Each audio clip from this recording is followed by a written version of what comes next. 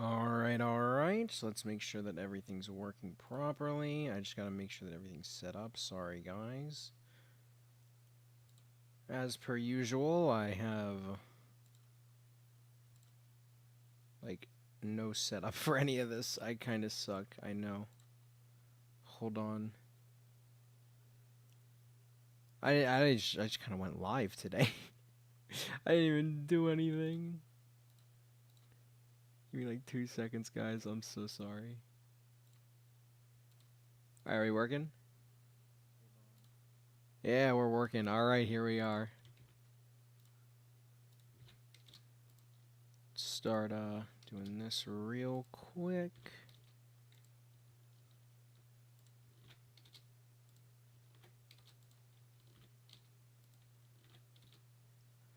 Alright, and we are all set. Trapper S tier, everyone else C, Nurse F, true. Hey, how's it going, Jamster? How's it going, Certified Quinn and Ashme? How you guys doing today? So today we're going to be doing some tier lists. I actually have the killers up here right now. The first tier list we're going to be doing a general killer tier list, just based off of strength. So I have all the killers here, all in order. And we're gonna, just gonna rank them. I think that, the killer tier list for strength is probably gonna be the most boring one that I got going on. I think it might have some interesting placements, some that could probably be argued around, but for most of what I'm saying is opinion.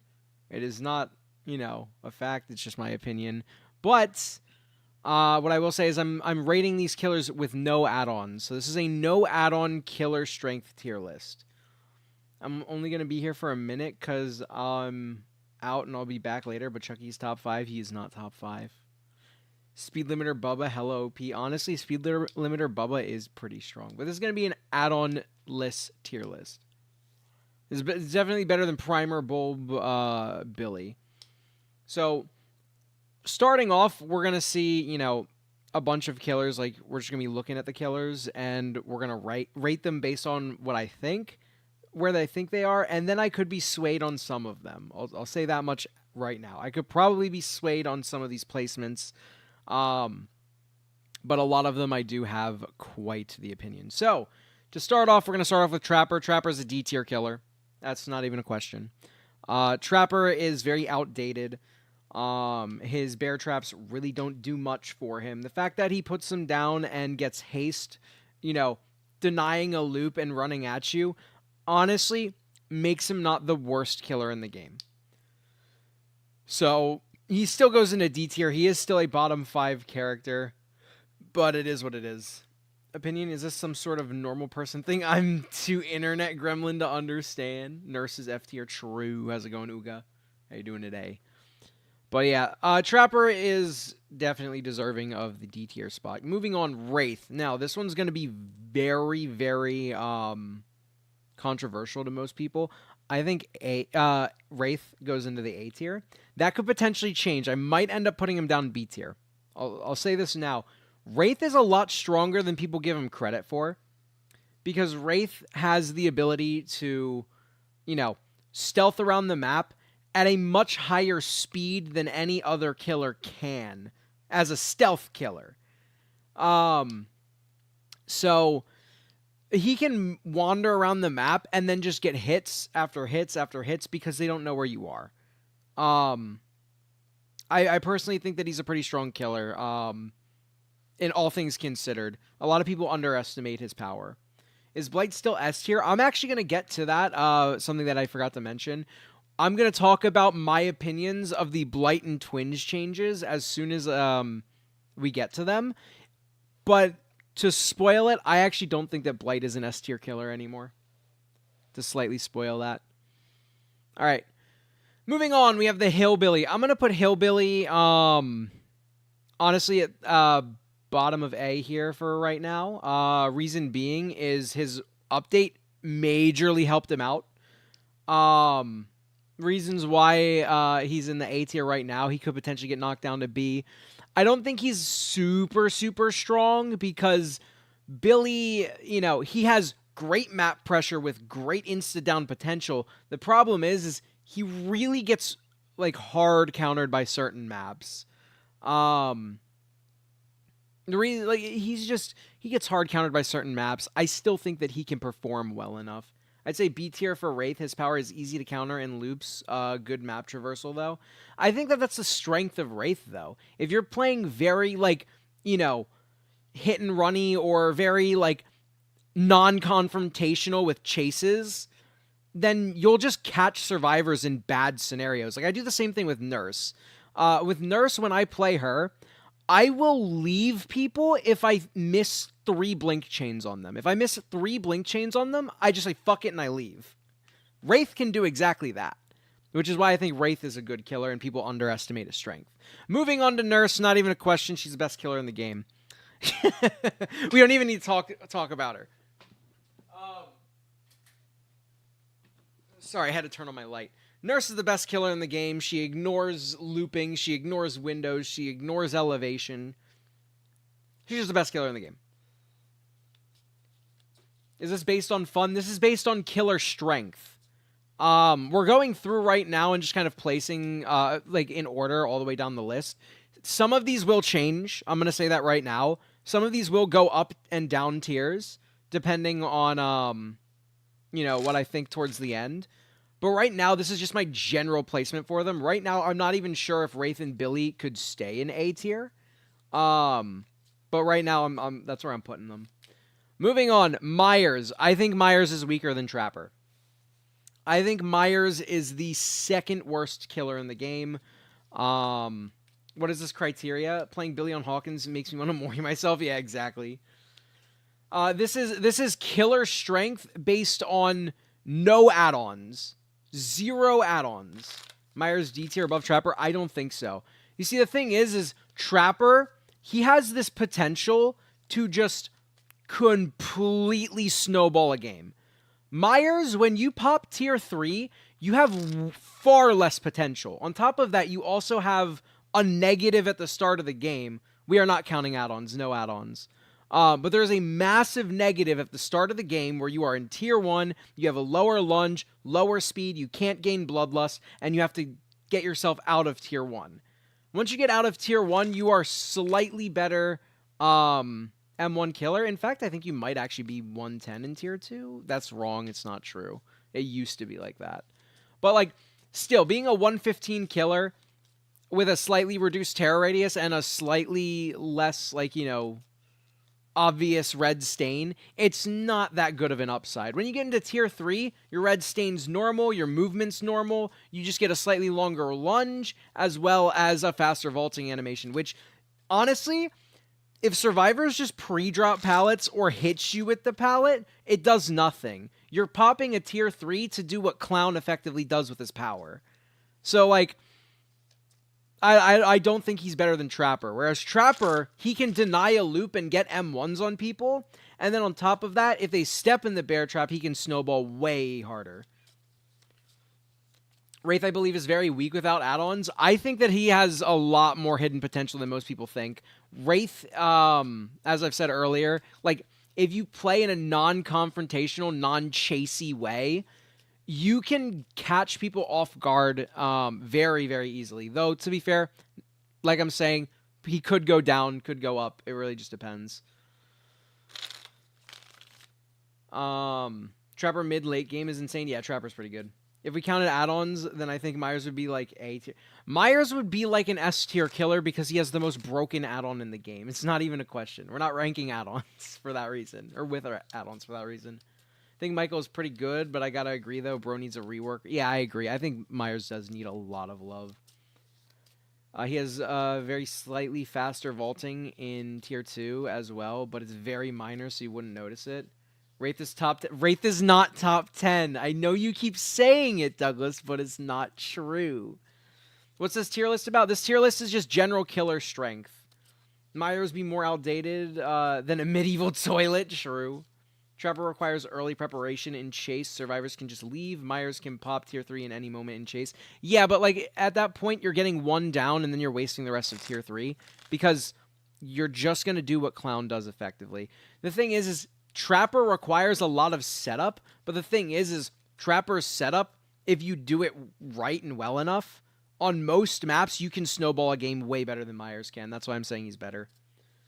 Freddy S tier, not gonna. Okay, moving on to Hag. In all honesty, Hag over the past. Oh no, she actually recently got a buff. Never mind. I was gonna say I was gonna put her down B because of that, but she is way stronger than Wraith. Not even a question. Hold on, we'll do that. Hag's a really strong killer. Her ability to just teleport across the map to camp hooks, very very powerful. She just has to put traps near them, and then it's like boom, you just get to pop up and you get to hit them. Very very strong. Even though Hag's a 110 killer, she doesn't really rely on chases. She relies on people running into her traps. So you set up this web to make sure that survivors are constantly, trying to fight against it, So I think that Hag is an A tier killer. Freddy never going to be S tier. Freddy was S tier at one point when he very first got his very first rework. He was S tier. He was disgusting. And then they just kept nerfing him over and over and over again. Yes, Hag is a very, very strong killer. Moving on to Doctor. I'm honestly... I don't know where to put Doctor. I think I want to put him in C. I don't know where he is in general strength of the, the majority of killers. I don't think he's very powerful. He's basically guaranteed to get a hit on you at a loop so long as, he keeps shocking you in intervals, but it's going to take a while for him to do that. The fact that he can find stealthing survivors is really good too, but I just feel like you have way too much time on your hands in order to, you don't have enough time on your hands in order to get much value out of him, So I feel like he is definitely kind of low on this tier list. But yeah. You're literally S tier. How's it going, Noodle Freddy?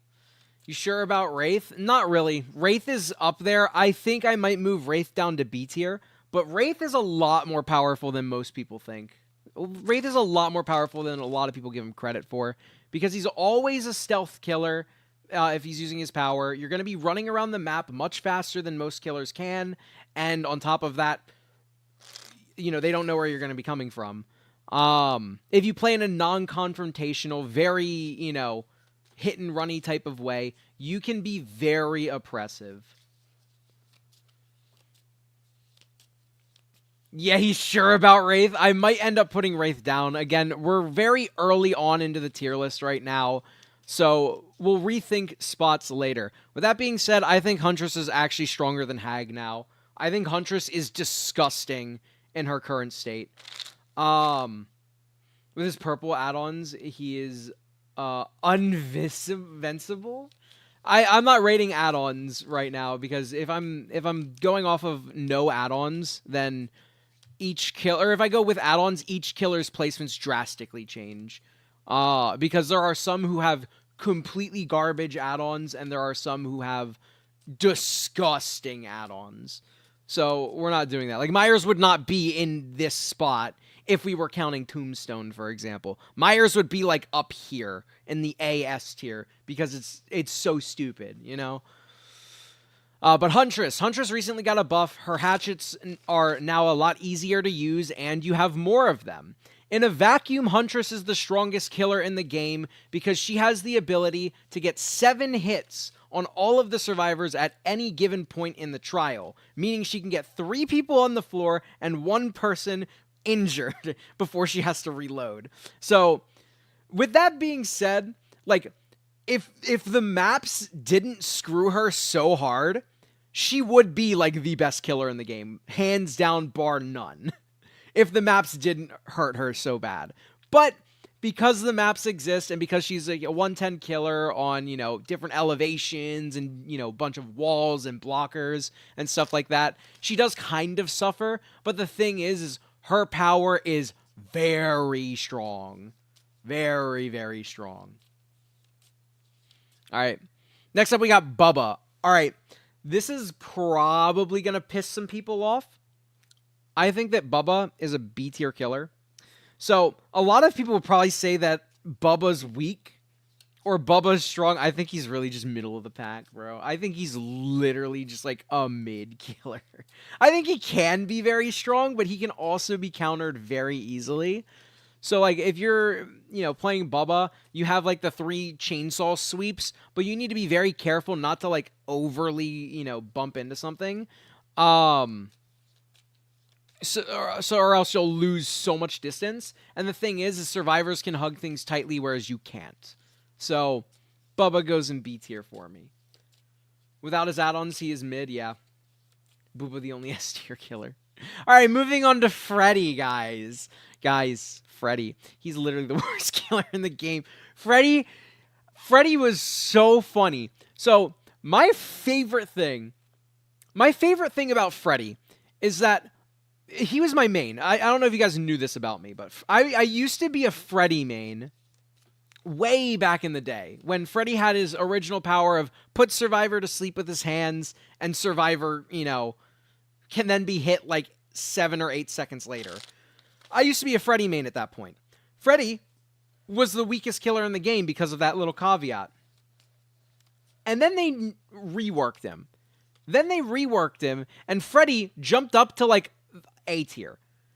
Because his rework was absolutely absurd, only because his add-ons were disgusting. So damn good. Then they nerfed his add-ons. Then they nerfed his snares. And then they nerfed like everything about him. They just kept nerfing him. Now he's the weakest killer in the game.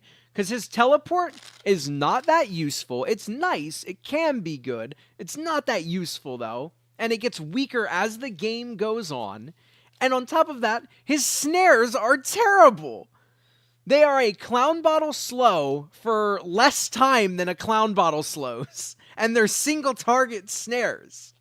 And they take activation time. They have to, take 3 seconds to fully activate. Not only that, the survivor will only be slowed if they are asleep, because they can't see it otherwise. They can't step in it otherwise. And then on top of all of that bullshit, like, he gets slowed by putting down these snares himself. He is so bad. And I would love to see his rework anytime soon, straight up. I'm the OG Freddy enjoyer. True, dude. Oh my god. I can't express how much I'm disappointed with like Freddy and all that. Let's go! Freddy sucks! How is Trapper better than... What?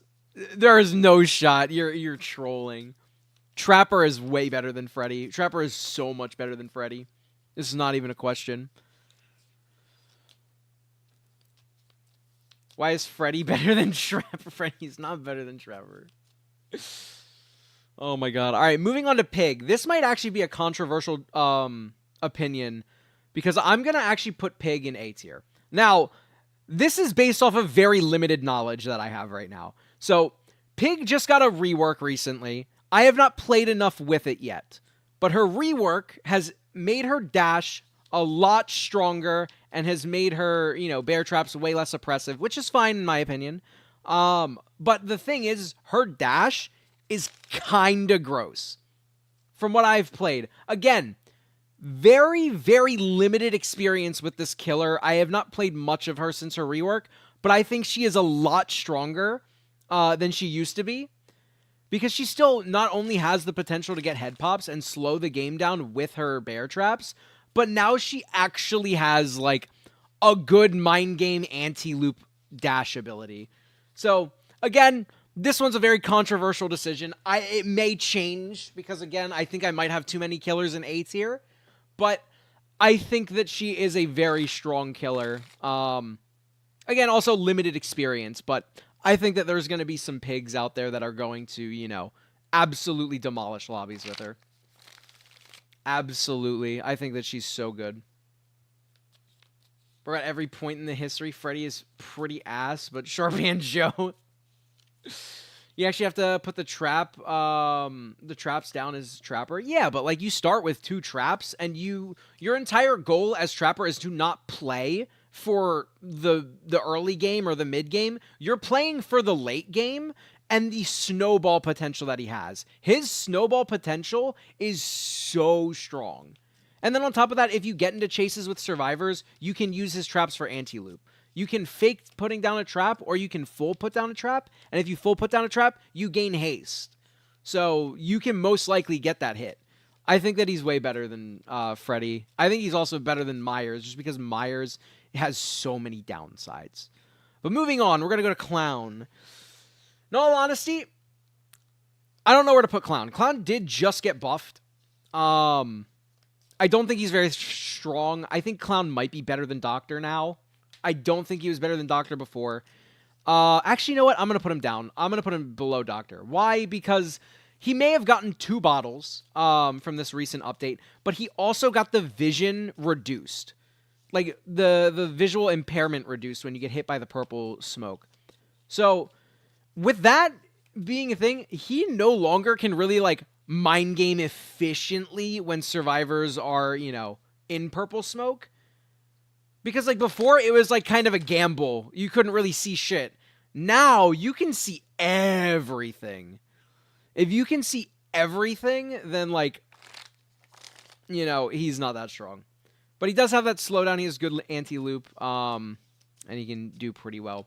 What if they harass your traps? I mean, that's kind of like the same thing. You can make the same argument with Freddy or Myers. What if they, you know, keep you in tier 1? Or what if they, you know, get rid of your snares and are constantly awake? Like, you can make that argument as everything. With, like, Nurse, for example, I can even go, but what if they predicted what you were gonna do and you just never get a hit on someone? Like, you can make that argument with any killer. What if they dodged your hatchet? What if they crouch teched your chainsaw? Like, you can make that argument with any killer. So we doing a tier list, like, best looking survivors? I have a few tier lists in mind. I do want to do a map one, and then I have a tier list that I want to do that's going to be killers that are most fun to play against. Yeah, what if they just win? Exactly, dude. Pig is not better than Billy, my dude. Pig is not better than Billy. She's below Billy.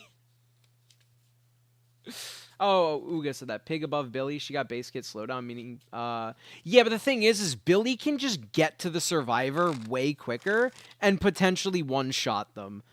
Billy has way more snowball potential, and Pig has, like, more consistent ability to, like, you know, slow down the game. So, I don't think that Pig's better. I think that Billy's better, for sure. Matt tier list, bruh. Alright, moving on. We got Spirit. Spirit, I believe, is the second strongest killer in the game right now. Again, we'll go to Blight later. I'm not necessarily putting Spirit in S tier because I want to, or because I think she's an S tier killer. I'm putting her in S tier because Blight's getting knocked down. Spoiler alert. Blight is getting knocked out of S tier with this upcoming update. So I'm putting her up there just because there has almost always been an two S tier killers in the game at any given point. So we'll do that. Spirit's going to be S tier killer. She is, in my opinion, before Blight's update, right behind Blight. Very, very strong killer. She has the ability to confuse survivors just randomly because of her passive phasing, and her phasing ability is extremely difficult to counter as survivor. Yeah, it's like a 70-30, you know, 50-50 that you're doing. With Blight lower, you think Nurse might be the only S? Honestly, like, I was just saying that. Like, right here, I don't want to put Spirit in S tier, but I'm going to because there's always been 2 S tier killers. I don't think that she's an S tier killer, though. Like, I really don't. What if Wesker got a low taper fade? True, dude. What if he did? Make him an S tier killer right off the bat. And he has guaranteed insta down pretty much, while Pig isn't guaranteed. Yeah, that's fair. That's why I agree. Now, what are you smoking? What you mean? What am I saying? What's happened? Freddy also teleports across the map, whereas traps are only useful in chase. Freddy's teleport is so dog shit. It is so bad because it is mega telegraphed, and more often than not, Freddy's fake. And even if they don't fake, let's say they don't fake, you have so much time to actually do something before they can orient themselves to what's going on, because his teleport is jarring as hell. Whereas if survivors pre-run, they can just not run into him. Like, you don't have to pay attention to the gen, because you know he's either going to teleport there or he's going to fake it. So you just look ahead. You just run away and look ahead. Run to a pallet. His teleport's dog shit. I'm straight up. I'm dying on that hill. Freddy's the worst killer in this game. Freddy needs so much stuff. But yeah, moving on. We're done with Spirit here. Moving on to Legion. Ooh, where do I put Legion? Shit, dude, I don't know where to put Legion. I want to put him at, like, in D tier, but, like, I don't think that I can. I think he's, like, just bottom of C. I think we can just put Legion right here for now. For now, he might go to D tier. But Legion is not a very powerful killer. His ability to constantly keep survivors injured is not amazing. Reasons being, survivors can deal with being injured. It's not that threatening, especially considering Legion doesn't have a power if they're injured. And if he uses their power on an injured survivor, he's using it for information and not to chase you. So Legion here, he's good at keeping people injured. That's about it. If he can get chain stabs, he can be, like, okay. But, like, if you're playing against a Legion, that's the first rule you need to know. Don't be near other survivors. Separate. Make sure that you're far away from each other so that he can't do that. Legion is C. He's so incredibly counterable. Yeah, I personally think that he might be a D tier killer. I think he might be bottom 5. I'm literally putting the bottom 5 killers in D tier. I'm dying on that hill that Freddy is stronger than Trapper. You know what? You know what? I'm going to tell you this. So, with these 3 killers, on any given day, you could probably convince me that any of these killers are the worst killer in the game. Like, no joke. On any given day, you could probably convince me that any one of those 3 killers are the worst killer in the game. I just think that Freddy is so unbelievably bad, and his power in its current state is unredeemable. Like, there was a point where I thought all 3 of these guys were just consecutively the weakest killer in the game, but right now I'm leaning towards Freddy. Bottom of C, Legion is dog. Legion is dog. I think that he might be D tier, though. Hot take, killer tier list doesn't matter. All depends on the player. That is fair. And this is all just opinions. Like I said that at the beginning of the stream. This is all my opinion. You can disagree with it, but this is what I believe. Plague. Ooh. I think Plague is stronger than Hag. I don't know if I want to put her above Huntress or not right now. Because I don't play a lot of Plague. I do not play a lot of Plague. She's easily an A tier killer. But I don't play enough of her to accurately put her in a spot.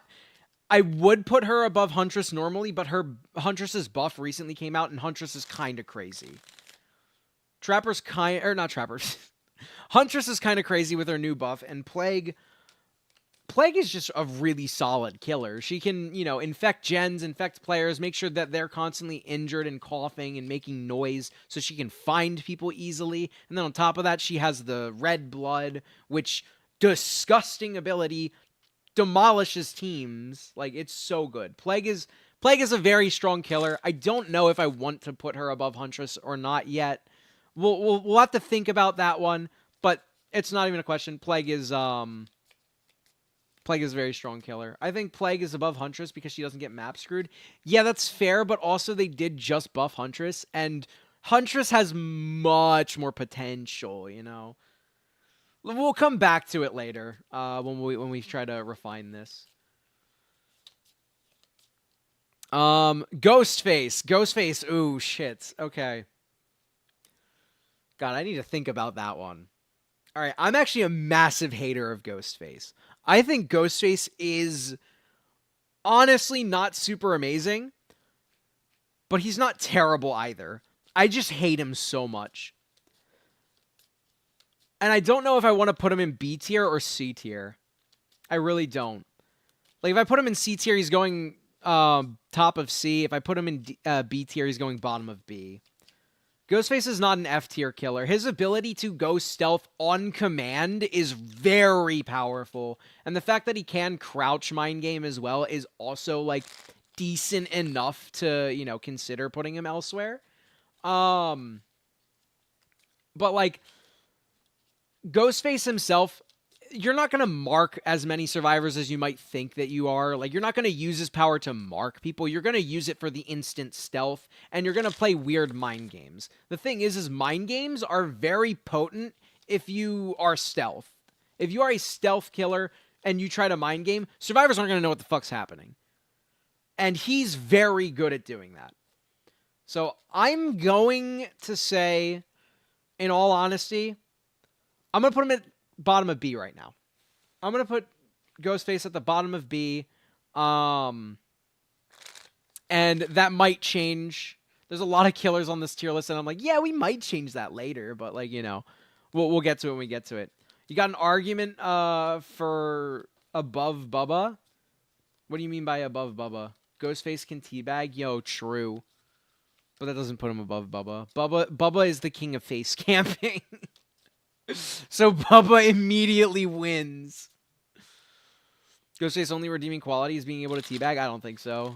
Myers walked so Ghostface could jog.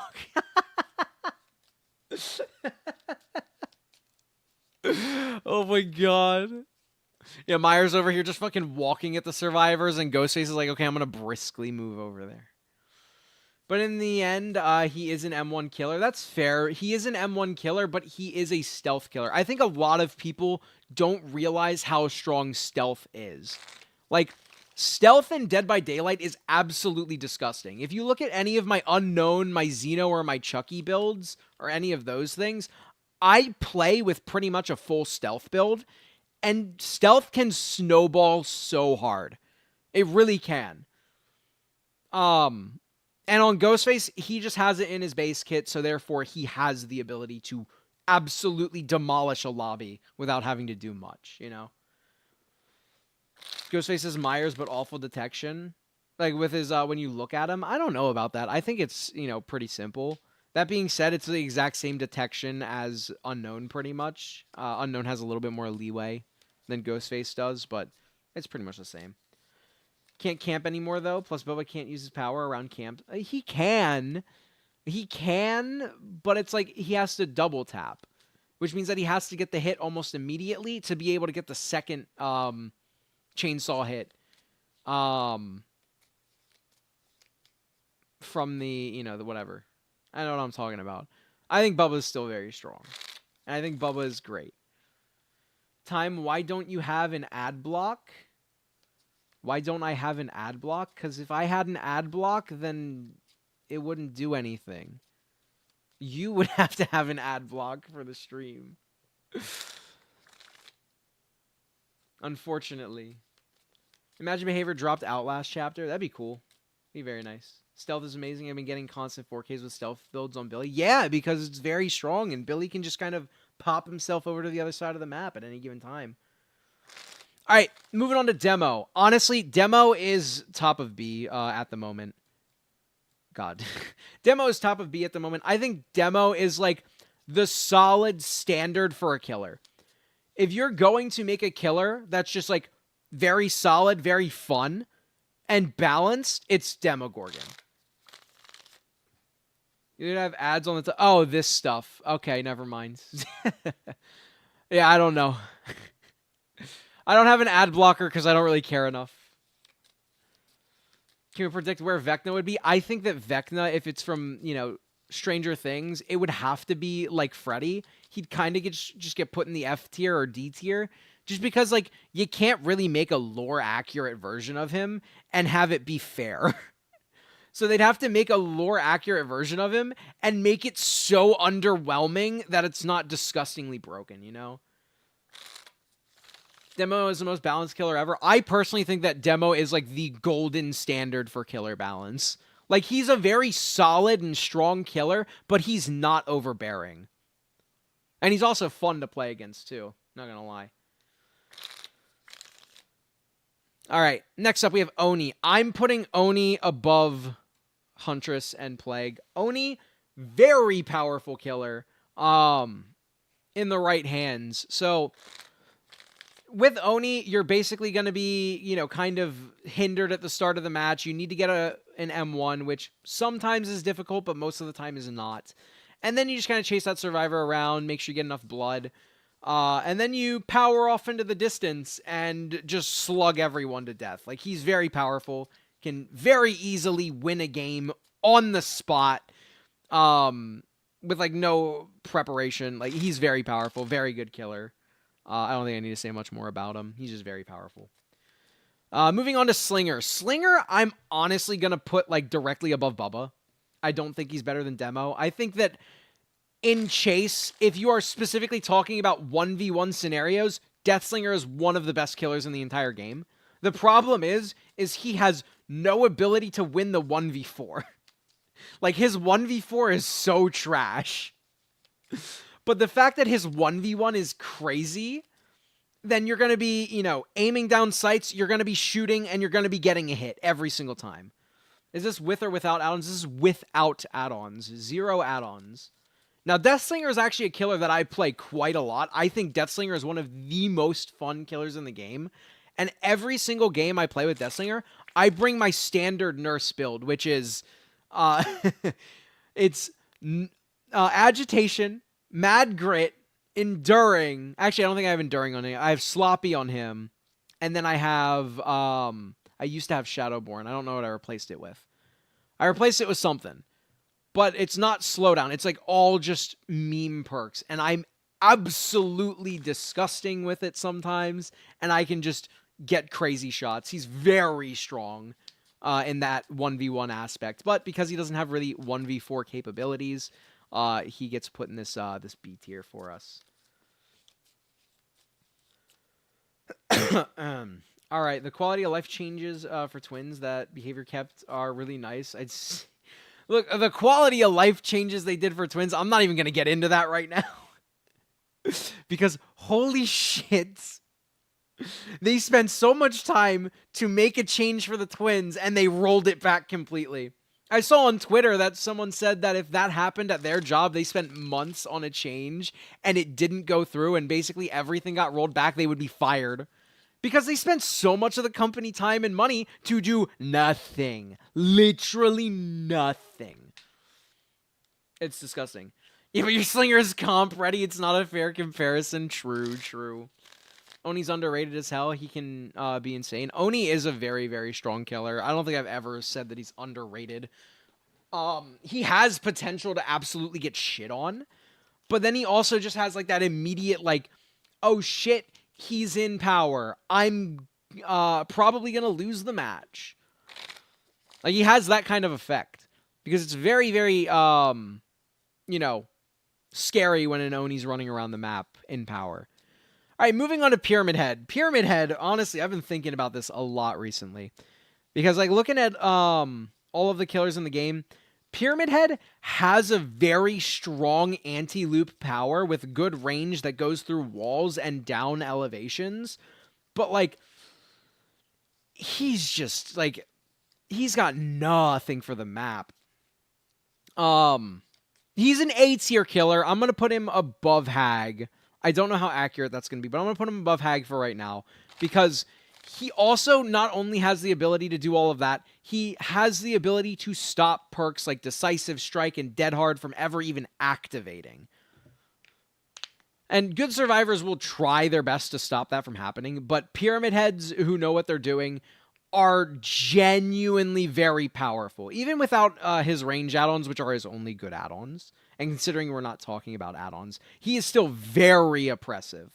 He can completely deny loops, and hit you in mid-vaulting animations, and, deny perks that are basically staples in the meta, and have been staples in the meta for so long. He's a very, very powerful killer. We'll leave it at that. All right, now Blight.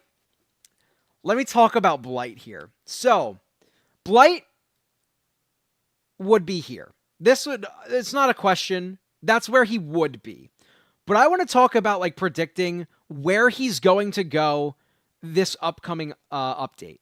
because they are not like they are removing his hug tech and they're removing two very interesting and honestly kind of cool add-ons for him. Doesn't matter for this tier list, but the fact that they're removing hug techs means that he is only going to be a bump logic killer now. He can't go from hug teching or he can't go from bumping around shit to then hug teching to get a hit somewhere, meaning that he is now very map reliant. If you think of it that way, he is map reliant as hell. Because you now need to have things around you to be able to bump off of, which is kind of sad. In all honesty, I'm going to put him here for right now. He's going to go to the bottom of, he's going to go to the top of A. There are going to be killers that I think will go above him. But I do think that he is better than Oni because he does have his power at any given point in time. That being said, with Blight going there, I'm actually going to move these two down. I'm going to move them down to B. All right, let's see this. I have a challenge for myself. I'm going to play the bad killer to God killers. Go for it. It's very, very fun to try to do that. Get a 4K on Freddy, then go up to Myers. Like a gauntlet. Blay has to play more like an M1 now. He does have to play more like an M1 because he can't use his power at every loop in the game anymore. I think Pyramid Head should be stronger because more people are going to be running DS, which he directly counters. Yeah, but the thing is like, if survivors don't step in the goop, you can't exactly make them step in the goop. Like, I already run DS, and whenever I play against the Pyramid Head, I will just go down instead of eating the Torment. Which, like, realistically is good, because if I was going to eat Torment, would I just go down in 2 seconds anyway, and then just not get my DS dead hard value? Or, stuff like that. I usually try my best to not eat Torment if I can. Brought Dbd Gauntlet 4K on every killer. Let's go, dude. But yeah, I think Blight has gone down quite a few spaces. Now, if we're looking at Twins, I think that Twins, her quality of life changes, they're not enough to actually move her anywhere on the tier list through my eyes of just speculation. And with that being said, I don't think that she's going to be much stronger than she currently is. So I'm going to put her right behind Billy. She's going to go right behind Billy. Now, reasons being, I don't think that, the quality of life changes are going to be insanely impactful for her. I think they'll help her out, very slightly. But she's a very strong killer in the sense that she can just run around with Victor, down people who are injured. She's going to be playing very hit and runny at first, just to make sure that you're, all injured. And then she's going to try to snowball with Victor. It's usually how Twins goes. Twins, like, in my opinion, not super strong. A lot of people put her in A tier. I don't think that she's like that strong in potential. Maybe her changes fix her or like put her in the A tier, but as of right now, I'm not going to really rock the boat on that one. I'm just going to put her in where I think that she should be, People talk about the stuff like Blight and Nurse 1000 plus streak, but if someone gets a Freddy streak higher than like 100 in the DBD right now, they deserve a reward from behavior. I don't think that, like, it's for skill, in all honesty. You could play Freddy in such a cringe way. You could literally run full haste on him and just make it so that survivors have no ability to ever actually, loop you. Because putting down a snare doesn't lose you stacks of save the best for last. Or sorry, not save the best for last. Play with your food. Putting down a snare does not count as an aggressive action. So you are just going to be mega fast and they're going to be super slow. And you could probably tunnel the shit out of one person by doing that and win the game very easily. But at that point, you're not really even playing Freddy. You're playing an M1 killer with a Freddy snare being thrown in the mix every now and again. Okay. All right, moving on to Trickster. Trickster, in my opinion, is... All right, he's a weak killer. That's not a question. I don't know where to put him. He's going in C tier. That's not a question either. But I don't know where I'm going to put him in C tier. Because Trickster's 1v1 is absolutely absurd. He guarantees, hits on you at certain loops in the game, and there's nothing you can do about it. And then on top of that, like, he just is very cringe to face. Like, you just kind of eat knives, and if you don't exhaust all of his knives, you die. In that sense, he's a very strong 1v1 killer. He is super good at tunneling, and he's super good at camping. What he is not good at is the 1v4, which is what matters. Like, Slinger may be good at 1v1s, but his 1v1s can be disgustingly quick, whereas Trickster, his 1v1s take a lot longer. And then on top of that, he kind of gets shit on. Because, like, if you miss some knives or they cut line of sight for just long enough, your knives start to decay. He's above Clown. In all honesty, I was thinking of maybe even putting him above Doc. Because Doc may have anti-loop, but so does Trickster. And Trickster's is just better, because Trickster's allows for him to get an injury. I think Trickster is B tier because he has similar snowball to Trapper, and camping to the level above. No, dude, that's not enough to put him in B tier. Trapper's a D tier killer. Oh my god, dude. Trapper's a D tier killer, and if you think that his snowball mixed with Bubba's camping capabilities is enough to put him anything higher than C tier, it's insane. Because Trapper, his snowball might be one of the bests in the game, but the rest of his overarching scope is kind of bad. Like, he has decent anti-loop, and then he's just bad in every other aspect in the game. When's the last time zombies actually did something? Oh, we're on Nemesis. Well then.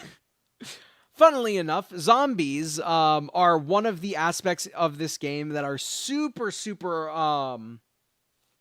what's the word I'm looking for? Shit. They're not, like, consistent. There we go. They're super inconsistent. So zombies can sometimes absolutely kill the game for you, or they can absolutely win the game for you. I've had both scenarios happen on both sides of the spectrum. I have seen a zombie literally win me the game because of where they were standing. And then I've had the opposite problem where I'm carrying a survivor and they body block a doorway and I can't get through and the survivor gets off my shoulder. And because of that, it's a game losing scenario. The thing is like the zombies, the AI zombies are so incredibly inconsistent. It's not even funny. Like you just like you can't reliably think of them as an actual game plan. The thing about Nemesis that's strong is the fact that he has the tentacles, though. Like, the fact that he has this tentacle, it's very good anti-loop, allows you to create slowdown, and on top of that, gives you tier-ups to increase your range, your ability to break pallets, which will make him more oppressive in the future. Similar to, like, Oni and Myers, he has this tier-up effect. In Myers' case, it's very weak. In Nemesis' case, I think it's pretty strong. I think that Nemesis, in all honesty, probably goes in B tier right above Bubba. Because he can create slowdown with his tentacle, with getting vaccines and stuff, and then he can put survivors into bad scenarios with his whip. And even like even though I was saying I wasn't talking about zombies will kick survivors off of gens. And if those survivors are not using flashlights, they're going to have to waste a pallet in order to kill the zombie, which more often than not, they won't do, so they'll just leave. And they'll go to a different gen. Which is very good for Nemesis. That actually happens quite frequently during matches. That your zombies will kick people off of gens. So I think that Nemesis is a B tier killer, sort of like towards the back end of B tier, but he's still a pretty damn good killer in my opinion. Moving on to the Knight, holy shit. Guys, if I'm gonna be honest, I really want to rate this killer low because I hate him. I despise the Knight. But I don't think that I can say that he's like terrible, you know? I don't think that I can say he's like bottom 5 killers in the game. Because his entire power is a zoning tool as well as an anti-loop tool. So like you can stop survivors from doing gens just by having a guard existing in an area.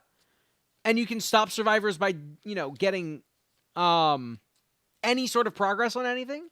You can stop them from running a certain loop, which makes him kind of disgusting. Why is Knight so early? Oh shit, Knight is very early. I don't know why he's there. It's fine. You know what? We're talking about him now, so we'll continue talking about him. In all honesty, I think that Knight is a decent enough killer to be put at the top of C. I think that Knight is a decent enough killer to be put at the top of C. Like, he's cringe, and he's not fun to play against, but he's not terrible.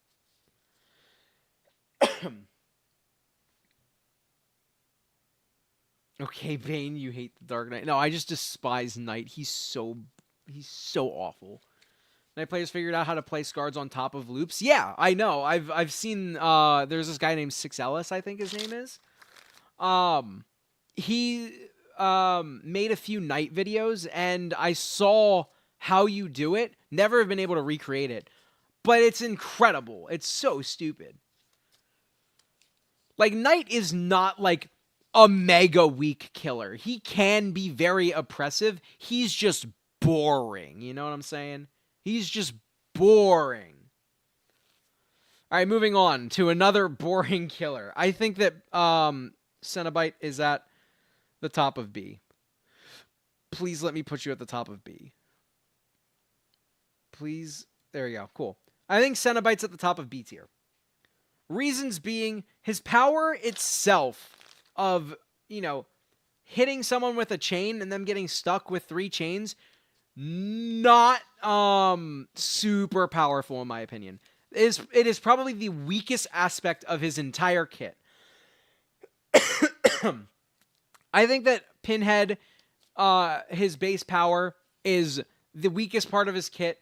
However, the fact that his cube exists, his box, makes him an incredibly stupid killer. Passive hunt, the chain hunt, the passive chain hunt, makes him a disgusting killer. The fact that he has incredible slowdown just because he exists in the map and he can teleport across the map to survivors doing the box, or just stop them from doing it if he's close enough by, to just create free pressure, makes him extremely oppressive. The problem with Pinhead, though, is the fact that his M2 is very, very inconsistent. Like, you could hit someone with the chains, and if they're, like, next to a wall, they just break all the chains and run away.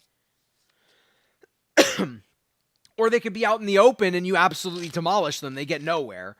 Like, it's very inconsistent with Pinhead with that. His passive hunt is the best thing about him. And that's what makes him a strong killer. However, I don't think that I can put him in A tier because of that. That being said, I am now going to move Ghostface down to the C tier. And then I'm going to actually move Wraith down to B. I'm going to put him behind Billy. I'm not going to lie. Put him right behind Billy. I think he's stronger than Twins. I think that's fair. I think that's fair placement. Pinhead deserves being an A tier for Hellraiser, best movie of all time. No, I don't think Pinhead's A tier. I don't think so. Pinhead has the potential to be higher, but he's held down by yeah, that's what I'm saying. I think he's the top of B tier. I don't think anyone can take that placement from him.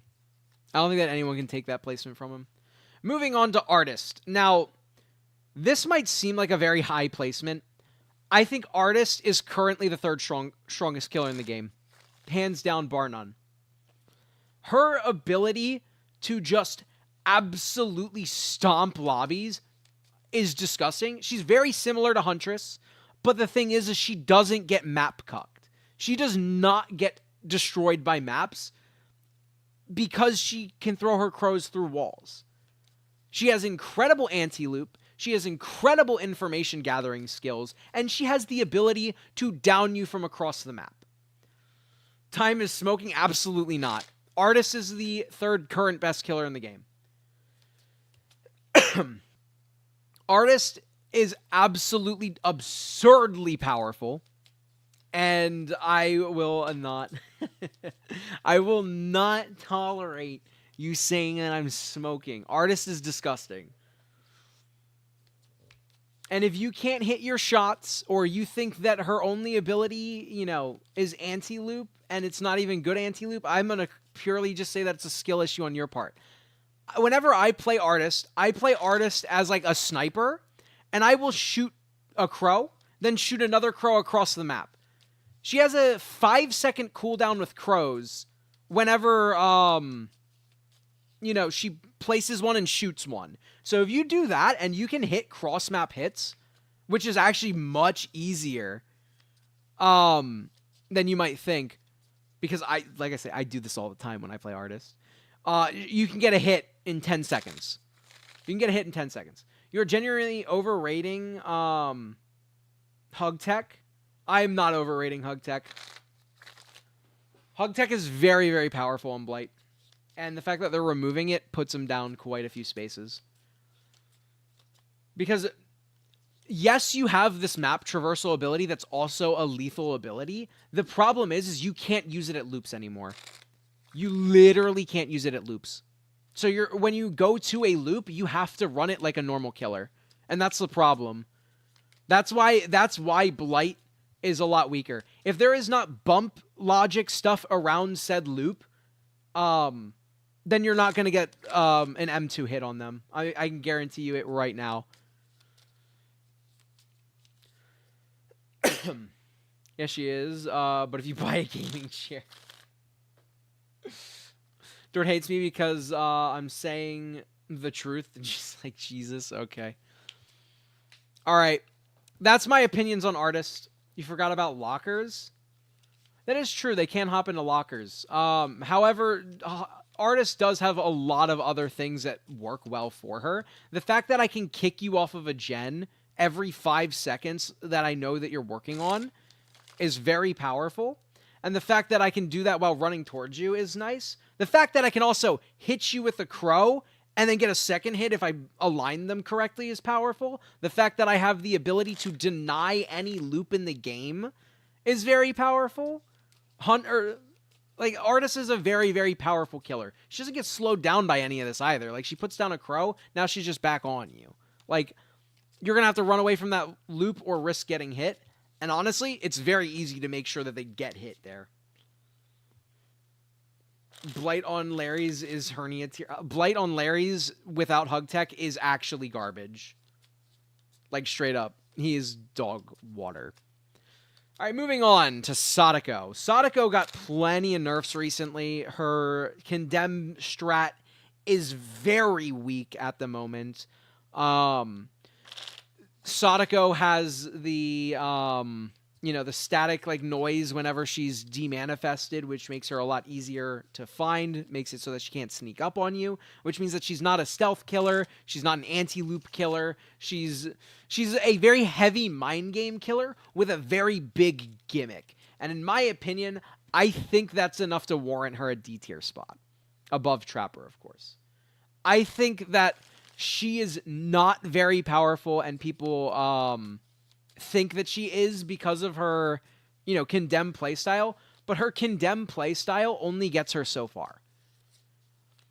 If you guys don't believe me in that tier, I've actually played against One Pump Willie. I've played against his Sadako. I've played against him going for Condemn, and he didn't get a single kill. He got 2 hooks, and the match was like 20 minutes, and it was kind of annoying, but Sadako is super, super easy to just kind of, manage.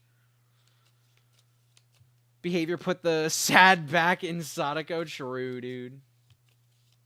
No way Vecna is D tier. If it's Vecna from D&D, I don't think he's going to be D tier. If it's Vecna from Stranger Things, I'm afraid he might be.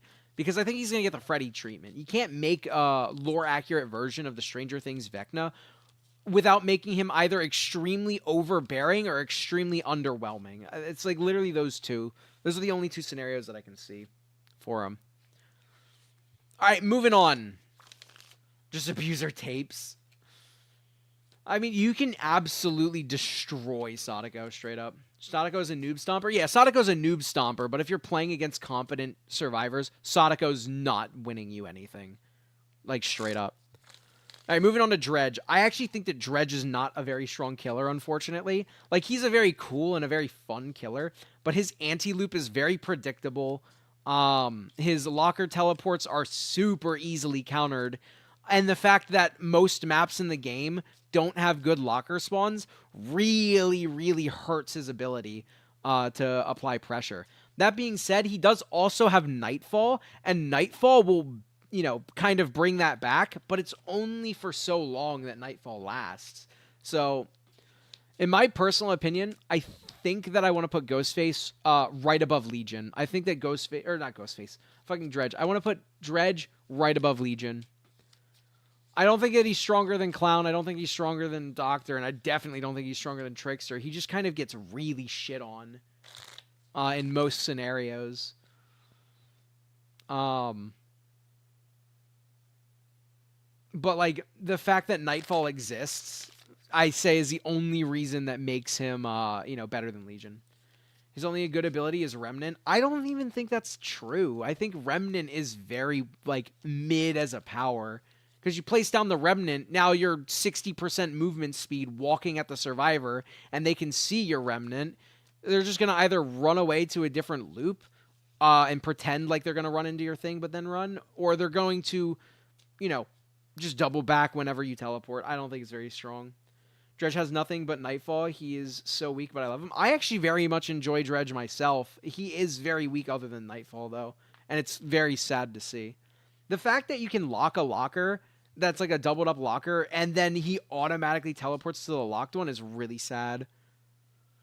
Like, for his design, it kind of has to be that way, or else, you'd be wasting so much time as Survivor, and then it would be the opposite problem, where he would just teleport to a locked locker, open it up, and then smack the other lock. Whereas the Survivors just get 2 locks. Like, I don't know, dude. Like, there's so much, counterplay issues, in my opinion, with them. All right, moving on to Wesker. Now, this is my personal opinion. I think Wesker is going to be better than Blight. Wesker was already in my top 5 killers of the game. But Wesker has so much versatility, as well as slowdown, map traversal, the ability to one-shot survivors with his power. And, all in all, he is super strong. Mid-A, absolutely not. I think Wesker is a top 5 killer in the entire game. Wesker is absolutely a top 5 killer. He has the ability to spread the Ouroboros, which survivors will have to cleanse, or else they are at risk of being one-shot and slowed. And then on top of that, he has incredible map traversability with it. He gets cooldown reduction if the survivors are infected, and he gets information about where the survivors are once they cleanse. He's just all around a very, very powerful, solid killer. What kind of tier list is this one? This is a general strength tier list based on 0 add-ons.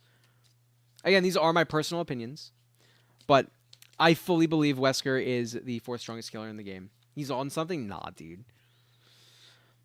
Look, I'm a P100 Wesker. I'm a P100 Nurse, P100 Blight, P100 Chucky, P100 Xeno, and a P100 Unknown. The killers that I'm talking about, the ones that I'm saying, that I have, a lot of confidence in what their abilities are, I'm saying this with pure confidence. Wesker also has the ability to hug tech, which can throw off survivors. A lot of loops that Wesker plays are completely solved matchups. Shaq, for example. If I'm running Shaq, I always run them to the back of Shaq, and I will force them into a scenario where they either have to vault the window at Shaq or run to the pallet. And if they vault the window, I can double dash outside before they can even finish their vault and get a hit on them. And if they don't go for the window, I just dash into the pallet and they get hit. Like, Shaq is a completely solved matchup to me. And there are many, many palettes in the game as Wesker that just have a completely solved matchup. It's the hardest trick in the game? I don't think so. Like, it is very difficult to perform a hug tech, but the fact that he can do it makes him very powerful.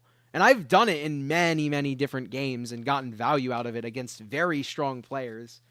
I've gotten value against Matthew Santoro, if you know who he is. Gotten a hug tech against him. My baby boy Billy in B tier, Sag. Yeah, I don't think that Billy can make it to A tier, unfortunately. I think these guys are a lot stronger than him. But yeah, Wesker, I believe, is the 4th strongest killer in the game. Come Blight's update. Blight and Twins' update. But other than that, we'll move on. Skull Merchant. Now, Skull Merchant, this is going to be a very interesting placement. Because I don't know where to put her exactly. Like, she's not bad. A lot of people really hate her and will DC against her because of all of her stigmas against her, with all of her 3-genning and, her slowdown and all this bullshit. But the thing is she's no longer that killer. She is a very stealth, very micromanagey, anti-loop, anti-chase killer. Like, she's just going to make sure that you get a claw trap, and then she's going to kill you. So the fact that she has, like, the on-demand stealth, I already want to put her kind of high because I value stealth very, very highly. And the fact that she has, like, the hits that she can just get for free with her drones is incredible. It is slowdown, too, for survivors to disable them. And then on top of that, she can just get free M1s on people. She doesn't really even have to, think to loop either. Because she can just kind of look at her scanner. She doesn't get slowed when looking at her scanner. She can fuck around with drones across the map. So I really don't know where to put her. I want to kind of put her in B tier or A tier. But I don't think that she's an A tier killer. And if I put her in B, I'm probably going to put her, like, kind of low. No, I'm actually going to put her kind of high. This is where I'm going to put her. This is a very uneducated guess. But I think that she's better than Wraith. I think that she is genuinely better than Wraith. Blight is second? Wait, what? What do you mean? Blight's not second. Blight's not second on this list at all. I think Blight is going to go down quite a few places just because he himself is getting hug tech removed. It's going to make him way less potent on many, many loops. If he doesn't get hug tech removed, he goes back up to, number 2 spot. But yeah. The best clown player plays clown, like low A, but nobody can play like him. But yeah, he is C. Clown, the best clown player, Aranad, the guy who made like the 200-page guide on clown, he solely uses 2 add-ons. He always uses the aura on, on invigoration and an extra slowdown or an extra bottle. I don't remember which one he uses, but he always uses 2 add-ons, and those 2 add-ons has made every single loop in his mind a solved matchup. He just plays that loop in a specific way, and he will get the hit no matter what. Just based on how he's playing it, Like, that's how he plays clown. Which, I'm not saying that it doesn't make clown look like an low A killer. It could, for all I know. But the thing is he's using 2 add-ons that make the game solved. Which, in my opinion, is not very fun. Like, if I have to use 2 add-ons in order to make a matchup at a certain place solved, it's just going to get boring after a while. Can't wait for Survivor rating after the nerfs. Jeff is S. Nah, the only S tier Survivor is Ace, let's be real. Survivor used Iron Will or Ripley's new perk, then Spirit is bottom tier. Absolutely bottom. I think that is a far too speculative, thing to say, because not a lot of people these days use Iron Will, and nobody's using Ellen's perk. Like, if you look at what the meta is, Spirit kind of thrives in the meta. Like, we look at Dead Hard, DS, Adrenaline, Unbreakable, like Plot Twist, For the People, Buckle Up. like all this stuff. You're just having survivors play very aggressively, which means that Spirit can also just play very aggressively.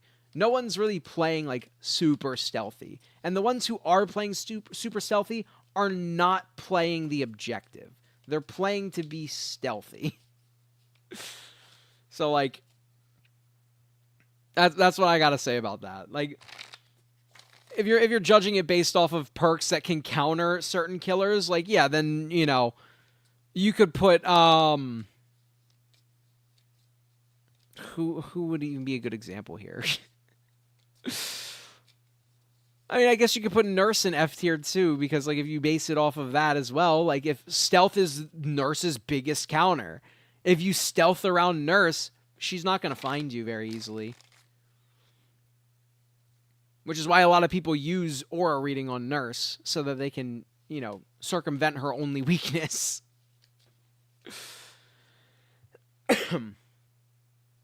You're on hardcore Pebble gameplay? Fair. Pebble's great. All right, moving on. Singularity. Singularity to me, like, he has so much potential. And this could just be me being bad, but I don't think that he's very good because of it. On maps that Singularity is good on, he's a solid S tier killer. Like, you're not countering Singularity on a map where he constantly has sightlines on you. It's not going to happen.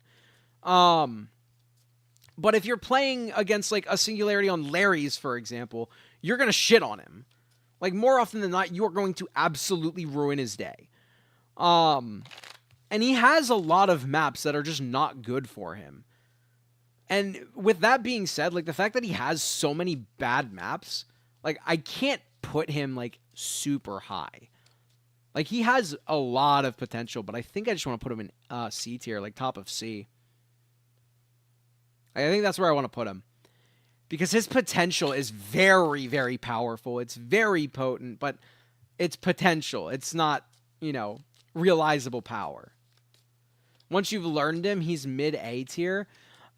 I think that that's solely based off of maps, in all honesty. Like, I know how to play Singularity fairly well, and I've once played against a team that I play against quite often. It's just very solid group of survivors. If you guys know who Daz Shame, Dipperly, Matthew Santoro, like those guys. If you know who any of those guys are, they're all solid survivors.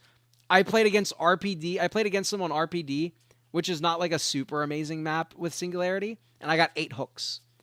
And that was against very solid survivors. But like, if I were to go to Larry's and play against them, I would get shit on. I wouldn't get a singular kill that way. Now, good Singularities are stupid good. I think that it is because of maps, but also, again, like, I'm not too sure. This could be a skill issue thing on my end. Like, I'm not great at Singularity. I play him well, but I don't play him at the highest level. Singularity is too hard of a killer for beginners. He can be effective. I think that he is a very, very strong killer. But, like, I think that his maps, the maps, really cuck his power. And because of that, I'm putting him so low. But, you know, that I could be proven wrong. Who knows? Xenomorph. All right. Xeno is above Oni. That's exactly where I was putting Xeno. Like, straight up. That was exactly where I was putting Xeno. That's not even a question. I was putting Xeno exactly above Oni. Larry's worst map in the game, too. Larry's is a pretty bad map. Like, it hard counters a lot of killers. But Xeno, for sure, is above Oni. He has map traversal at the very beginning of the match, just like that. He has slowdown with survivors having to put down turrets. And the fact that he has that lower terror radius allows him to be more like stealthy. He can sneak up on you pretty easily. And then his tail attack is just so incredibly oppressive. Like, any low level, like, hanging loop, you're just getting hit. You're just getting hit. And he has, like, a certain distance, too, where he can just kind of hit you. And it's a little bit better than Nemesis because he doesn't slow himself down. But the fact that he, you know, he has like a nemesis adjacent power that's a little bit stronger with a little bit less range. On top of his map traversal and his ability to be stealthier, like he's just so powerful. Problem with Oni is survivor skill level. Yeah, that's fair. Time this tier list is 20 days late. Okay, fight me. These are my genuine opinions. Genuine opinions on these killers. But yeah, Xeno, not a question. He's right there. All right, this is probably going to be the most controversial, decision of my stream. Is where I'm going to put Chucky. People on my Discord have said that Chucky is top 5. Chucky is not a top 5 killer. Let's go over Chucky's abilities. Chucky has the ability to go stealth every 20 seconds, and he can be in stealth every 15 seconds, or for 15 seconds. Then it goes on cooldown for 20 seconds. The fact that he is a 110 killer with a really clunky stealth ability, because you have to use your stealth ability to then go for his dash attack, which is dash attack, absolutely absurdly good. If you're not getting the hit with Chucky's dash, it's purely a skill issue. But the fact that he is 110 with a 20-second cooldown on his power makes him pretty weak in comparison to being a top 5. He is not a top 5 killer. He is not at all a top 5 killer. The fact is, being a 110 killer with, the little footfalls that he has when he's just walking around makes him pretty damn upsetting and frustrating to play. You're going to be getting a hit on a survivor every 20 seconds, which is nice. You can pretty much guarantee a down every 40 seconds. The problem is that math doesn't really add up for you as Chucky. If you're getting it down every 40 seconds, if you're like not absolutely shredding the survivors and they're not doing gens, like you're not really doing much. Like if the survivors are doing gens, doing their objective, and you're getting it down every 20 seconds, you're not doing shit. Or every 40 seconds. In my personal opinion, I think that Oni's better than Chucky. That's not even a question. I think Oni is better than Chucky. Straight up. So you hate short people? I'm a P100 Chucky. What do you mean I hate short people? I'm saying that he's not as good as people think because his mind game potential, sure, he has higher mind game potential because he's short. The problem, though, is the fact that he has the footfalls. You can track him through the footfalls, making him a lot easier to counter. And the fact that he's 110 means that even if you screw up, you still have the ability to just deny him the hit because he's slow. And then, like, if he's using his power to hit you, you can't really do much to counter that. But if you can crouch tech around a corner and he fucks it up, he's now extended his chase with you by an additional 20 seconds. So you hate tall people? Do I have a single killer that's tall as a P100? I guess Xeno would count. I guess Unknown would count too. Footfalls have a 0.5 second delay? Yeah, but the thing is that 0.5 second delay is not nearly enough. Like I said, if you fuck up and you get mind gamed because of footfalls, that's a 0.5 second delay. He's a 110 killer. If he's not using his power, you can more often than not, more likely than you think, just be able to vault the pallet if he's mind gaming you. Or drop the pallet on his face. Like, there is so much shit that Chucky has to deal with as a killer that'll keep him out of top 5.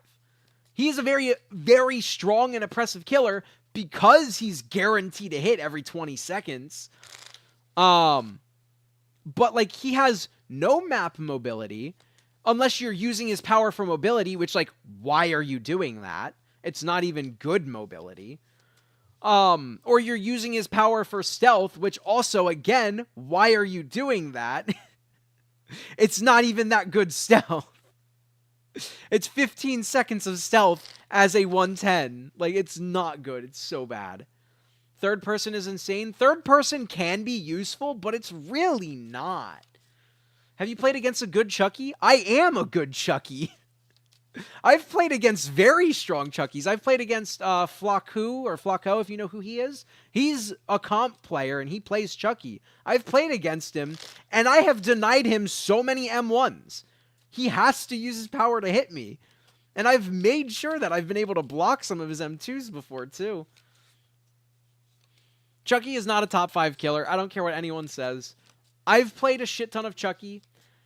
And I've played against a shit ton of Chucky.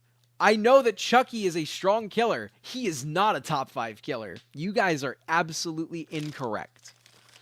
Anyways, moving on to Unknown. Now, on PTB, this is where I ranked Unknown.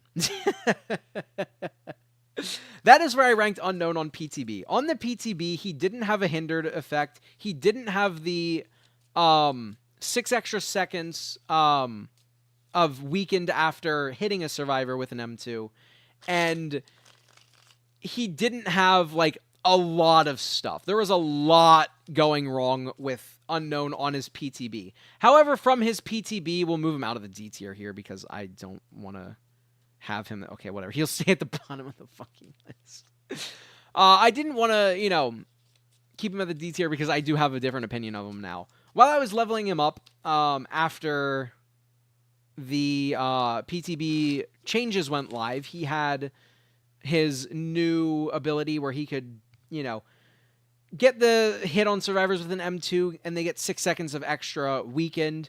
And they buffed the hindered effect, which on paper seemed like minor changes. And the biggest gripe that I have with him is the fact that direct hits really don't do enough. On the PTB, he did have hindered, though, didn't he? It was just really shit. It didn't work, Dord. It didn't work. So, on PTB, he had an add-on that said, I give you, I'll give you hindered. But on the PTB, his base kit hindered did not function properly. But Unknown has gotten the buff where, he has that 6 extra seconds on M2 attack hits, as well as, actually having a hindered effect. Again, saying that direct hits don't do enough, I still think that that's accurate.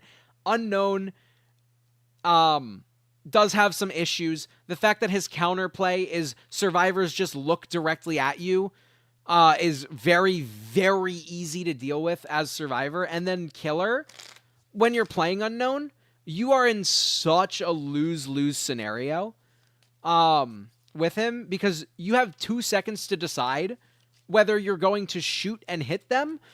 And then they have they have far more time than you do to react to it. And his projectile is way too slow. If you're not mid-range, then you're probably not going to get the hit.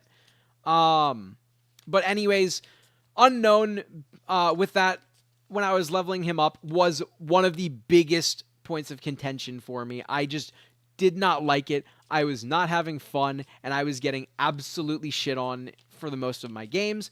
But the second that I started playing him more off stream and in my free time after getting him to P100, I've come to realize that you just need to play extremely weird.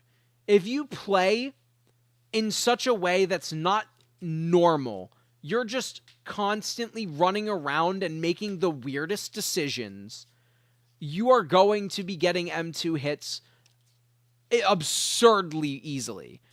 That being said, I still think he has problems. I still think it's very easy to counter him. But it is not only on the survivor's ability to look at you, it is on your ability to hide away from the survivors as well. And with that being said, I think, in my personal opinion, that Unknown is probably I don't know where to put him. Hold on. I think that he's going to be bottom of A. I think that's exactly where I want to put him. I would like to see him get some buffs, in all honesty. As much as I kept saying that Unknown is weak, he's not that strong, he's not that powerful, I still agree. I still think that he's not super amazing.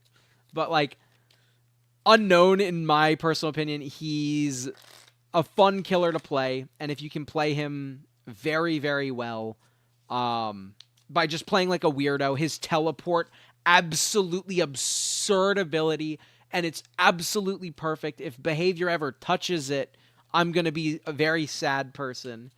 But his M2 definitely has a lot of easy counterplay as well as very hard, actual usage. Like, you can't use it to the maximum potential that a survivor can to just look at you. I don't know what I'm trying to say there. What I'm trying to say is that survivors have it way easier than the killer does. It's like the opposite thing for Xenomorph. Survivors kind of just get, like, super hard cucked by Xeno because they have to put down a turret and then run him into that turret, and Xeno just hits it with his tail and then he's back on you. It's like the exact opposite of Xeno there. But I do think that Unknown deserves a pretty high rating, as much as I really don't want to put him in A, because I do think that he is kind of weak. I think that's what that's going to be. I'm also going to move a few killers down to just kind of like make the list a little bit more formed. We'll leave it like that. What if Artist went bald? Easily F tier killer then. That's exactly where you put him? Nice. What if PB had clapped when he... Okay, dude. All right, so going over this list, Freddy Myers, Trapper, Sadako, Legion in the bottom 5 killers. I'm not going to lie, I don't think that I can dispute that. I think that that's very accurate. Like, you could probably make an argument that Legion is better than Dredge, but I don't think that Clown is in the D tier any longer. You could also probably make an argument for Clown, though, but I don't think that he is, in all honesty. And then I think that everyone else is fine in the C tier here as well. Bubba being in C tier kind of makes me sad. The fact that Nemesis is at bottom of B is surprising to me. I usually thought that he was, like, a very mid killer.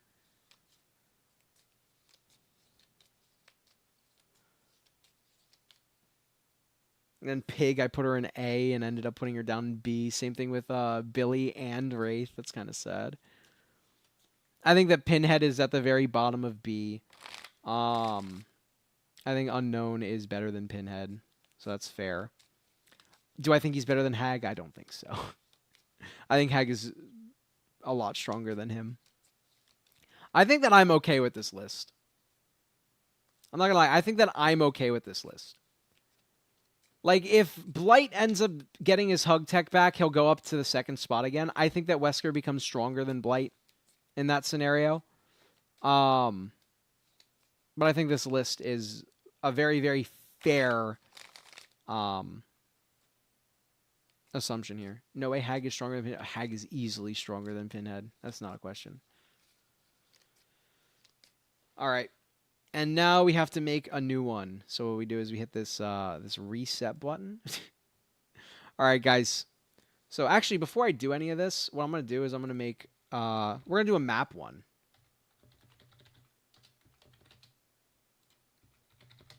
We're going to do a map.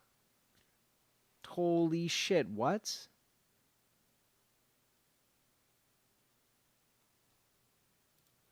There's no map tier list with the new map. Fuck's sake. Alright, we're going to do a new tier list. We're going to do the maps. This literally goes up to Hawkins. What the fuck? Okay, then never mind. Is this the most updated one?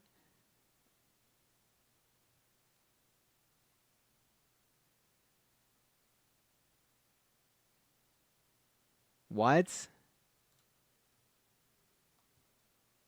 Hold on.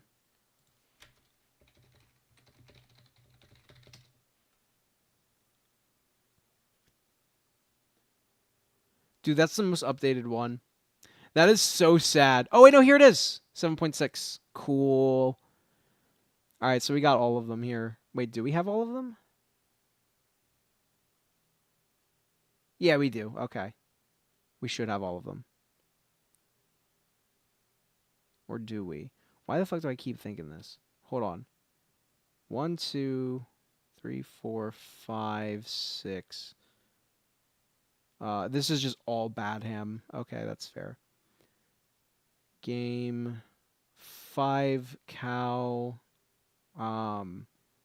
Larry's, Yamaoka, Macmillan, Erie, Autohaven, Ormond, New Map,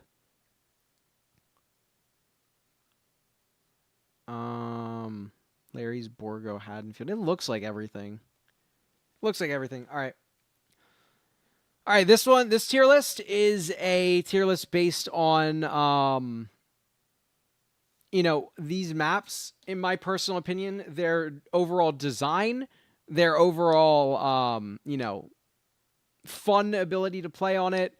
It's not necessarily like, is Killer good on this map or Survivor good on this map? This is literally a tier list based on my full opinions. Like, these are maps that I enjoy playing on, basically. Whether you enjoy playing on them or not is a different story. Now, the first one up is the Disturbed Ward. The Disturbed Ward is easily going to go into the D tier. Disturbed Ward fucking sucks. So the reason why Disturbed Ward sucks is because main building is really, really annoying. Every map is D tier. That is not true, and we'll get to that. Disturbed Ward's main building is very annoying to deal with. And it's very easy to loop a Survivor. And it's where you're basically going to be going the entire match. You're going to go like nowhere else other than like Shack and the outskirt cubby that's nearby. And like that's going to be it. Give Toba its own tier. We'll get to Toba. Going to Father Campbell's Chapel. I'm actually going to give Father Campbell's Chapel an A. Father Campbell's Chapel is a very, very strong map. It is a small map that has a lot of very interesting loops. The main building is annoying, as most main buildings are, but it has a lot of variety to it. It can have one of 3 different main building layouts, which is very, very nice. And the fact that main building is only windows, really, there's like 2 pallets that can spawn there. Survivors aren't really going to be going to main building unless they're going for the windows, and you can break the walls to make those buildings like anything. Midwich doesn't even deserve to be on a tier list. Nah. Okay, we're going to calm down here. Again, this is my opinions. My opinions here. I think that you guys are wrong saying all of these stuff. Putting all these maps in D tier and S tier. I think you guys are wrong. Anyways, let's move on to Mother's Dwelling. Mother's Dwelling is going to go in D tier. It's going to go above Disturbed Ward. Why? It is way too big, and the gen spread is disgusting.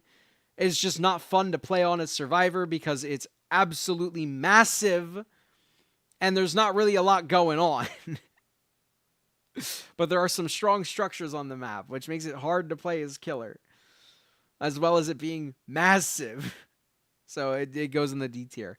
Next up, we have, that's Temple of Purgation. I'm going to give Temple of Purgation a B. I enjoy seeing this map. Whether I enjoy playing on it is a different story, because sometimes it's good, sometimes it's bad. But more often than not, I look at this map and I'm like, okay, I can play this map.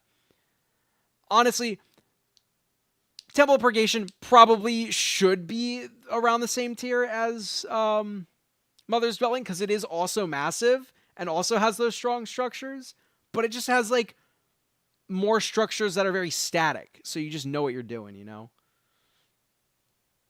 right, next up we have RPD. This is East. We have RPD East. All right, controversial decision here. Put an RPD East in the B tier. If you're on RPD East, the West Wing is so incredibly easy to play around. So if anyone ever goes to RPD East and they have the West Wing, if they go into the West Wing, you just get free downs. I'm not even joking. You get free downs at the back stairwell. Pyrex Time took it from me for his Killer tier list. What did I take? Shut the fuck up. But yeah, RPD West or East is the stronger of the two. It is way more fun to play on. You can actually mind game killers and you can mind game survivors in the West Wing if you play it well. But if we talk about its counterpart, RPD West, that is one of the worst maps in the game. That goes in D tier.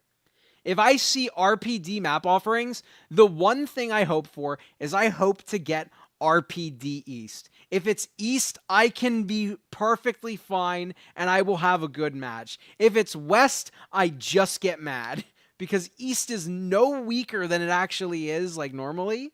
You still have the very strong, like, stairwell into the God Palette, into the, outside areas, and all that shit.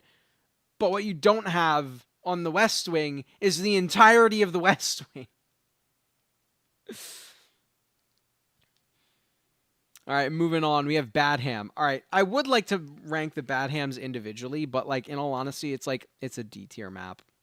Like overall, it's just a D tier map. It'll go above RPD West, but it's a D tier map overall.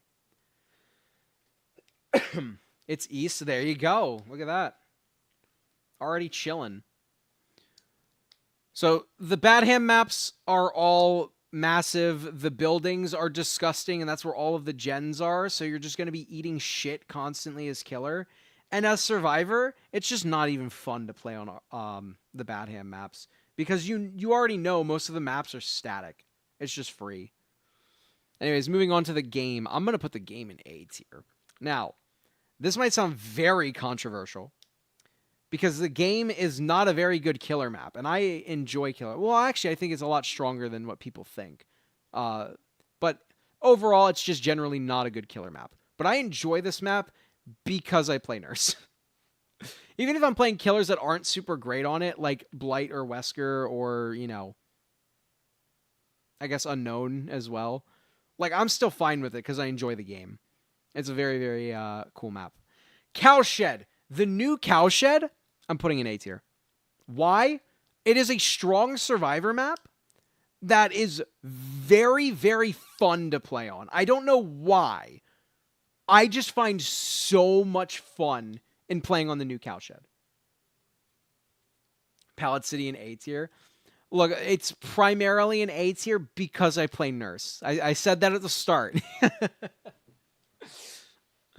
But yeah, I think that the Cowshed itself is not insanely disgusting.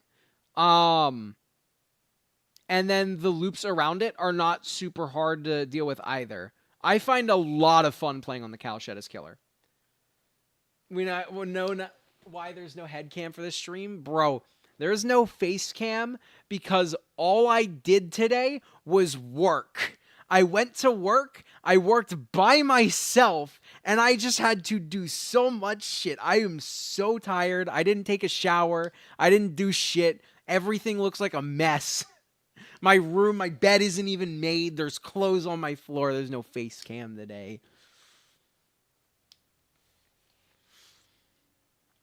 But yeah, I think that Cowshed's a good map. Anyways, moving on. What's this one? I think this one is Rotten Fields. Rotten Fields, in all honesty, if you asked me before they updated it, I would have said it's a very fun map to play on. Now I'm going to put it in C tier. I don't like Rotten Fields. Rotten Fields has the small aspect of the map to itself. But ever since they added more shit into the corn, it's just not a fun map.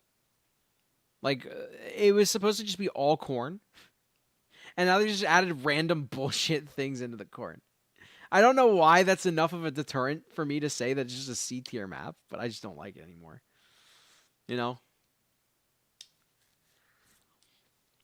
Moving on, we have the Thompson House. Thompson House is actually a B tier map in my opinion. I think it might go above RPD. So Thompson House is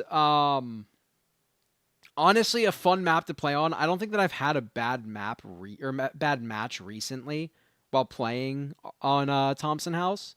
I just find it to be very fun.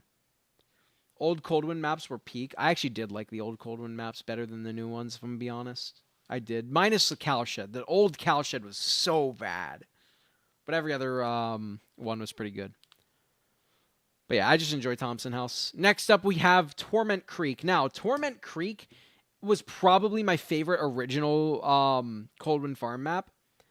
But nowadays, I've kind of, stopped liking it as much. It's still a B tier map. I'm going to probably put it right behind Thompson House. Because RPD is like, it's whatever. It's RPD. But Torment Creek, just a fun map overall. The blimp, or the silo, it's a silo, not a blimp, but I always called it the blimp. Is always a really cool structure to see. And then there's just various decent pallets that you can mind game, which is why I like this map a lot. Rancid Abattoir. The rework of Rancid Abattoir honestly put me as a C tier, or put this as a C tier. I actually don't enjoy Rancid Abattoir that much anymore. Before its rework, it actually used to be a very fun map. But now I'm just not a very big enjoyer of it, That's all I gotta say about that. Larry's. Larry's is a D tier map. One of the worst. Wooden blimp. Larry's is one of the worst maps in the game. I despise seeing it as Survivor. I despise seeing it as Killer. And the reasons being are because it's an indoor map that has a lot of random shit and very hard to find gens. The palette spread is not nearly as bad as, like, the game, for example. But Larry's is the one map that, like, mega cucks Nurse. If you're playing Nurse and you're on Larry's, you're just going to have a bad time. You're just going to have a bad time. And it's for a lot of killers, too, on Larry's. Like, it's just not fun at all. Whew, okay. Family Residence is going right below Larry's. This is a personal one. This map, every time I go to this map, something wrong happens. And it's not like something wrong as in like, oh shit, I made a mistake. It's always something wrong that like completely ruins my DBD experience. I have seen the most hackers on this map specifically, and I have also seen the most amount of bullshit dead zones and like failed hug tech attempts on this map specifically, and there is so much clutter in the way. The bamboo has hitboxes, so you just bump on it constantly, like if you're playing fucking Bubba, for example. It's so fucking bad. I hate this map with a passion. Despise Family Residence. One of the worst maps in the game, if not the worst. Fuck that map. On the other hand, we have oh my god, we have Sanctum of Wrath. Sanctum of Wrath is an S tier map. I absolutely love Sanctum of Wrath. It is one of the best maps in the entire game. Yes, it has those bullshit bamboo things, but it doesn't have them in loops, which like I'm cool with. It has it during like the jungle gyms, but like at that point it's a jungle gym. You're just gonna break the pallet anyways. Or in Ormond loop. But yeah, that's a very good map. Very, very powerful. Good killer map. Pretty fun for Survivor. Every time I've juiced a Nurse on that map, it makes me feel so happy. Because it's a very, very killer-sided map, and you're juicing a very strong killer. Anyways, moving on. Coal Tower. Is that Coal Tower? Yeah, it's Coal Tower. Coal Tower is an S tier map as well. Goes above Sanctum of Wrath. Coal Tower is probably the peak design map. It is a small map with pretty decent gen spread. The only issue that Coal Tower really has is the RNG aspect of it, where it can spawn either a lot of pallets or no pallets. And if it spawns no pallets, you're kind of just getting destroyed as Survivor. And if it spawns like a good amount of pallets, you can still win as Killer, and it can still be like a very close match, which is why I like Coal Tower. It's always a very close match. Shelter Woods, I'm going to put it at the bottom of C. So Shelter Woods, I used to like seeing a lot. Once they updated main building, it just made it like a hump the main building fest, like as most of these things. No way that map is S tier, ban 'em. What are you talking about? Absolutely, Coal Tower is S tier. Everyone says that. It's okay. I have a map that goes above Coal Tower though. Shelter Woods is very annoying to just kind of deal with. Like, it's just not fun. Because it's just go to main building, you'll be fine. And once you drop the main building pallets and vault the windows too many times, just go to Shack. You'll be fine. Like, there's always 2 guaranteed pallets that'll spawn at main. And then there's always 2 very good windows that spawn at main as well. And you can just abuse those. It's really annoying. I did not. You are lying. I don't do drugs. But, moving on, we have Ironworks of Misery. Ironworks of Misery is like an A tier map, in my opinion. It is an A tier map that will, forever cement itself as one of my favorite maps just because of, like, the stupid shit you can do on it. Like, I have used the upper top of main building to, like, skydive on people and just down them from up top, like from right above while being stealthed. It's so fun. And then on top of that, I've done some crazy stuff too.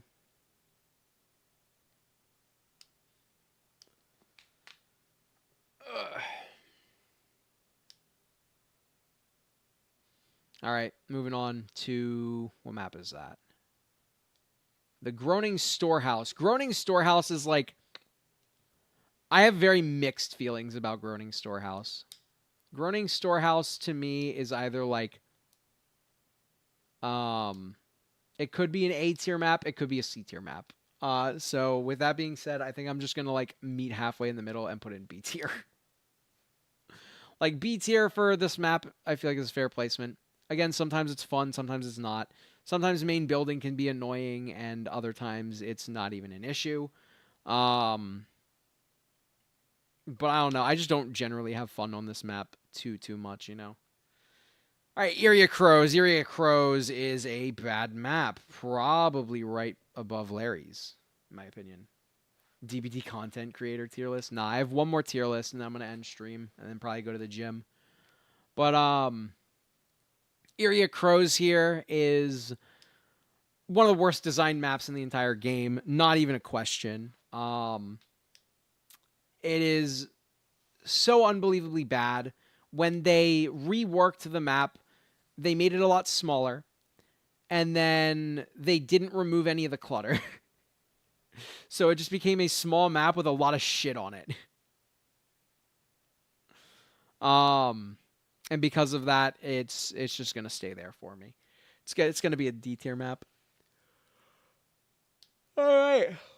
Oh, excuse me. Next up, we have Wretched Shop. Wretched Shop is a map that I always confuse with, I call it Circle, but it's not Circle. Wrecker's Yard, that's the map. So this one's Wrecker's Yard. Wrecker's Yard is a solid S tier map. And we'll talk about that in a minute. But Wretched Shop is not a very, very fun map, in my opinion. Every time I see it, I get a little bit upset. So I'll probably put it in C. It's not like D tier upset. It's like, oh shit, it's not Wrecker's Yard, But yeah. After that, we have Gas Haven. Gas Haven is a D tier map. It's going to go right above... Actually, I'm going to put it right above Disturbed Ward. It's not, like, super bad. But, like, Gas Haven is, like, the map where all the tryhards come out to play. Straight up. It is the map where all the tryhards come out to play, and you have so much leeway for everything on that map as Survivor. And then we have Wrecker's Yard. Wrecker's Yard is one of the best maps in the game, in my opinion, just because it's a very, very small map, and it has very counterable pallets. And because of that, the gen spread is low, so the games are going to be slower. Or, sorry, the games are going to be quicker. And because of that, it's just generally fun. Moving on, we have Blood Lodge. So Blood Lodge is a map that I enjoy seeing from time to time, but it's not like I'm over the top excited about it. I'd probably put it like... I'd probably put it above RPD East. I think RPD East is the general spot to put that. I enjoy seeing it. Not one of my favorite maps in the game, but I enjoy it. I remember when Swamp was 2 miles long. So do I. Not fun times. All right, moving on. We have I call this one Dumbbell, but I don't remember what it's called. I think it's Azerov's resting place. Azerov's resting place, in my personal opinion, is like a C tier map. This map can be fun to play on, but it's not like always fun to play on. Survivors can just absolutely screw themselves and give you a 3-gen, or they can play very smart. And then the middle is kind of gross. Blood Lodge always has a 4-gen. Are you sure about that? I've never seen the 4-gen. That being said, I usually don't take a look and go for 4-gens, you know?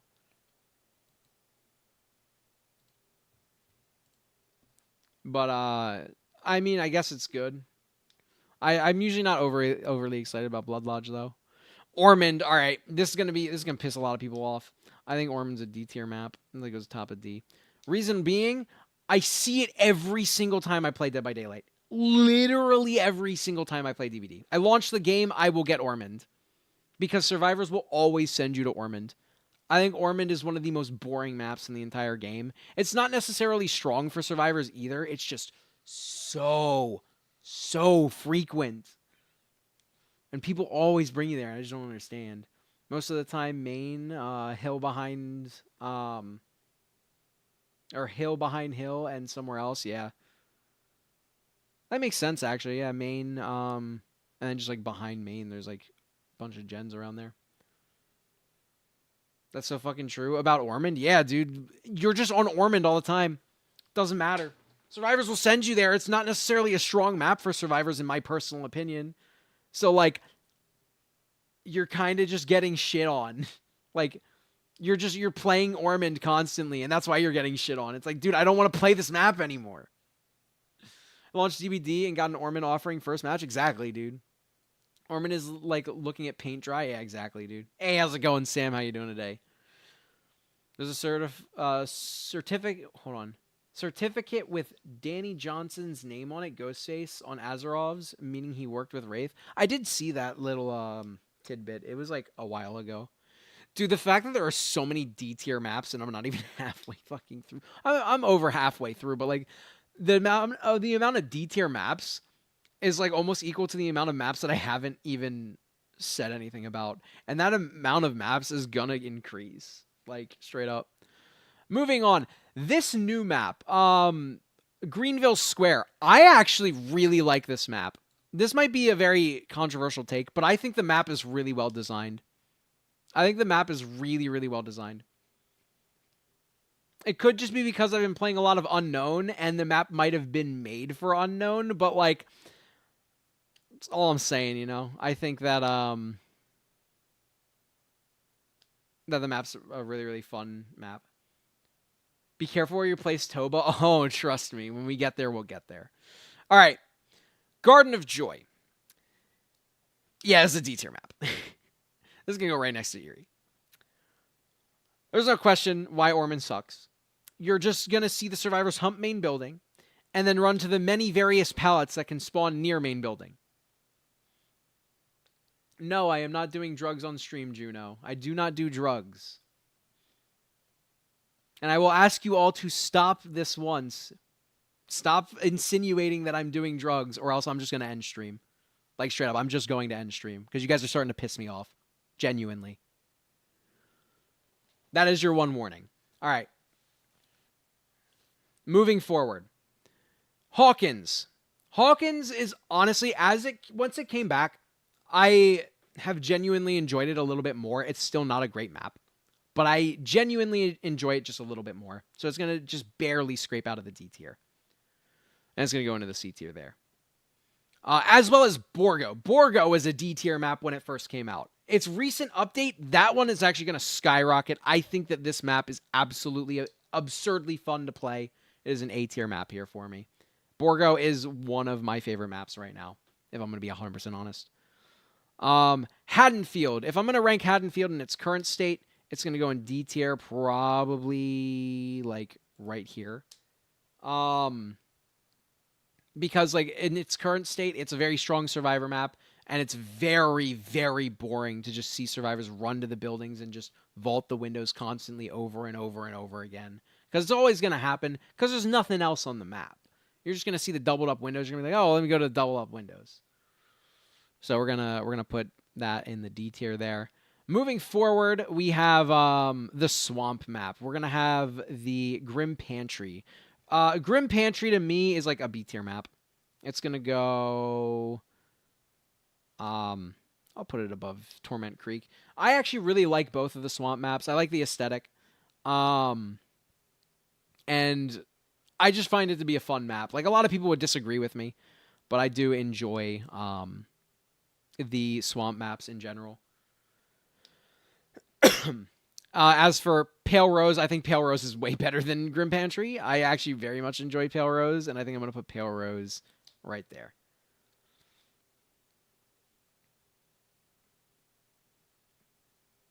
Joey doesn't do drugs. He's just a killer main. Okay. Pale Rose to me was at one point my favorite map in the entire game. I very much like the aesthetic of Swamp. And I do hope that it gets a rework that keeps like that still like murky, dark, hopeless vibe. And I hope that it actually gets like a rework where the map is actually good, because right now it's not good. Now Toba Landing, I'm gonna be 100% honest with you guys.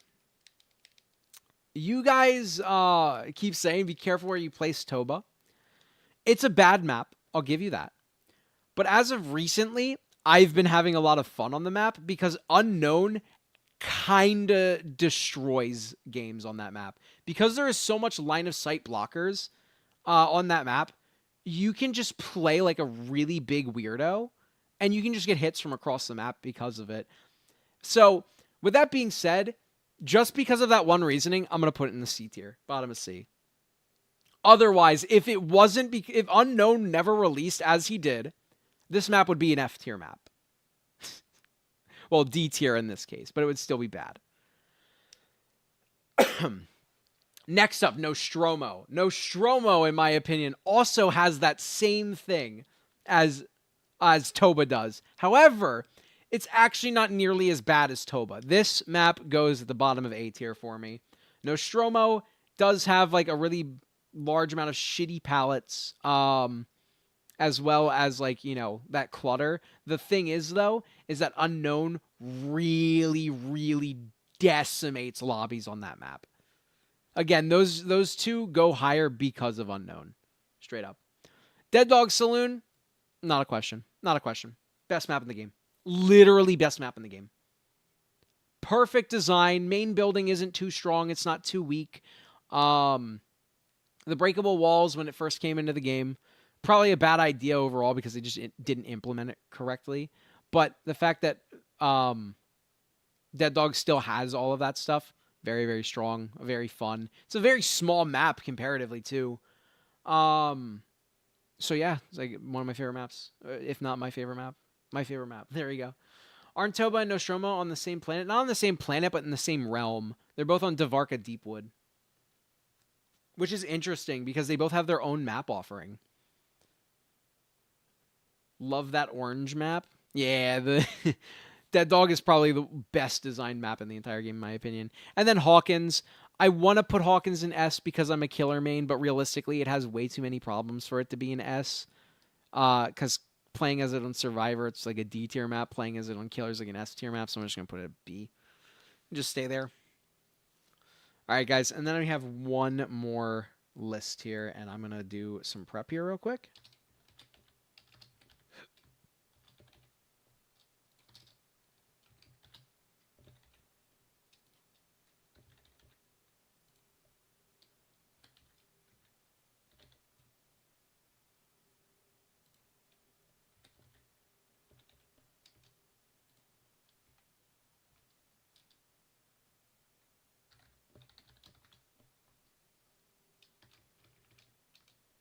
Hold on, sorry. I should have prepped this earlier.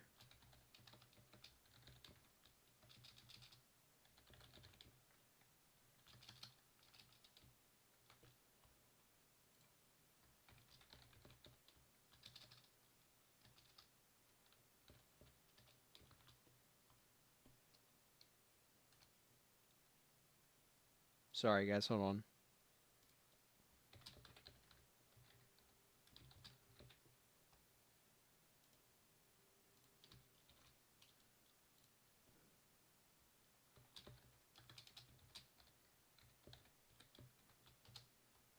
All right, guys, we have the tier list here.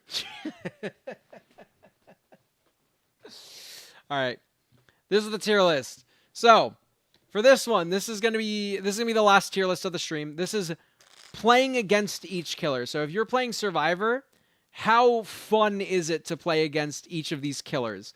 We've got the tiers. We have based as superb, based but actually good, just regular based. Then we have based but it's cringe. And then we have based, which is dog tier. So every single tier is based, but they all have different meanings. All right. Wesker S. Wesker is S, but we'll get to that when we get to that. So, Trapper. My personal opinion, again, this is all my personal opinion. Trapper goes into the based tier.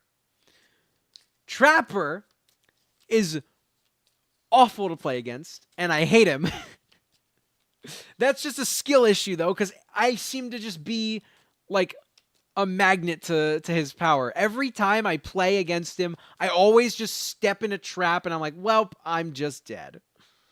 The final boss of tier lists. True, dude. Add-ons or no? We're talking no add-ons as well for this one. Like, this is just general. Actually, you know what? If we put add-ons on, it would make it, like, a little bit better. Because then I could actually, you know, do multiple different things for talking about him. So Trapper, doesn't matter. He's always in the dog tier. Always in the dog tier of base.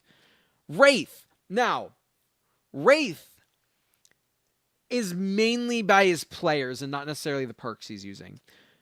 Most Wraiths are in the base tier. They're mostly cringe because a lot of Wraiths play the same way and a lot of Wraiths just kind of deny you playing the game. And it's really annoying. And then almost always they have no it. So most Wraiths will play like that. If they're using like Coxcomb Clapper or Bone Clapper or fucking you know, double break add-ons or break with Serpent, like they easily go down here. It's not a question. But we're just gonna base off of, you know, like that. They're cringe. Now, Billy players, doesn't matter. Doesn't matter the add-ons, doesn't matter the anything. Billy players are based. Billy players are probably one of the most based killer mains out there. Just saying. As for Nurse, if you look at Nurse, add-ons or no, she's probably going to cringe. She's probably going into cringe, just straight up. Because most nurses are there to play to win. You have some babies every once in a while, and at that point, like, you could potentially just put them, like, in one of these two tiers, but, like, the majority of nurse players, just gonna go into cringe. That includes me. I am a cringe nurse player. Although I can be that based nurse player that brings Agi Mad Grit. Going to Myers. Myers can literally go in any single one of these tiers. Like, that's not a question, not an answer. He can go in any one of these tiers. If he's bringing, like, you know, Tombstone Tuft of Hair, he goes into the dog tier. If he's playing, like, even that's a bad example. If he's playing tier 1 Myers and bringing himself to a map, he still goes in the dog tier. But if he's playing, like, base Myers using no add-ons, or even just, like, stalking add-ons, he could go up here. Like, that's where I'm going to put him. I'm going to put him like up there at the based or, like, you know, the actually good tier. Because he himself can be very, very fun to play against. But if he's using, like, you know, Tombstone Tuft of Hair, not fun. Hag. Hag's going in the cringe tier, guys. I don't think that I have to explain it. Hag is cringe. You're gonna go to bed now. I have a nice tier list night. Thank you, Juno. I hope you have a wonderful night. Thanks for stopping in. But yeah, Hag is gonna go into the based tier here, the based cringe tier. Because a lot of Hags generally just play to camp around a hook or to camp around a 3-gen and just kind of deny you to play the game. And, you know, you'll eventually lose against a Hag. Hag It's very, very powerful in that regard. But yeah, she goes in the cringe tier. Anyways, Doctor. I think you can put him in based. Doctor's not very strong. And yes, he denies you looping abilities. But like, Doctor himself, if you're playing Doctor, kind of based for that. Because you're playing a weaker killer than like what most players would be doing. Like if I'm playing an anti-loop killer, I'm not going to be playing Doctor. Let's be real. There's Hag players. There's like 5, dude. So many. All right. Huntress. She can also kind of go into any one of these tiers. I would say against going into the dog tier. But she can literally go into any one of these tiers. Because a Huntress can be cringe. They can be using Eerie Head and a bunch of other shit. Or they could be using like no add-ons and they could just be really fucking good. And really good Huntresses are very fun. And because she has the potential to be that cringe lord, I'm putting her in the actually good tier here. Next up we have Bubba. It's not a question. The Chainsaw Bros are S tier. I don't care if a Bubba has no ed. I don't care if the Bubba is face camping you. And I don't care if you die because of it. This Bubba is beautiful, and he deserves to be in the S tier. I got the forbidden drip, true. Next, we have Freddy. Look, if you are playing Freddy, you go into the base tier. Automatically. Doesn't matter. You're playing Freddy. You are playing the weakest killer in the game. Doesn't matter how stupid or how bad the killer is. You're playing the weakest killer in the game, and you deserve a medal for that. The medal says, I tried. All right, moving on to Pig. Pig also can kind of go into like most of these. You could get a snoot booper, or you could get like a camping trap hag. And for that, she just goes into base, because that's just the straight up middle ground. Add-ons or no, it doesn't matter. Like, you'll see Hag players using the most disgusting cosmetic combos. Yeah, it's because it's the rite of passage for Hag. If you're playing Hag, you want to use the most disgusting combos. I have some pretty stupid combos for Hag, though. It's very funny. Clown. Clown actually goes straight up into cringe, dude. If you're playing Clown, like, it's really, really cringe, because all you're doing is throwing bottles at people, making them slow, and then eventually getting a hit on them.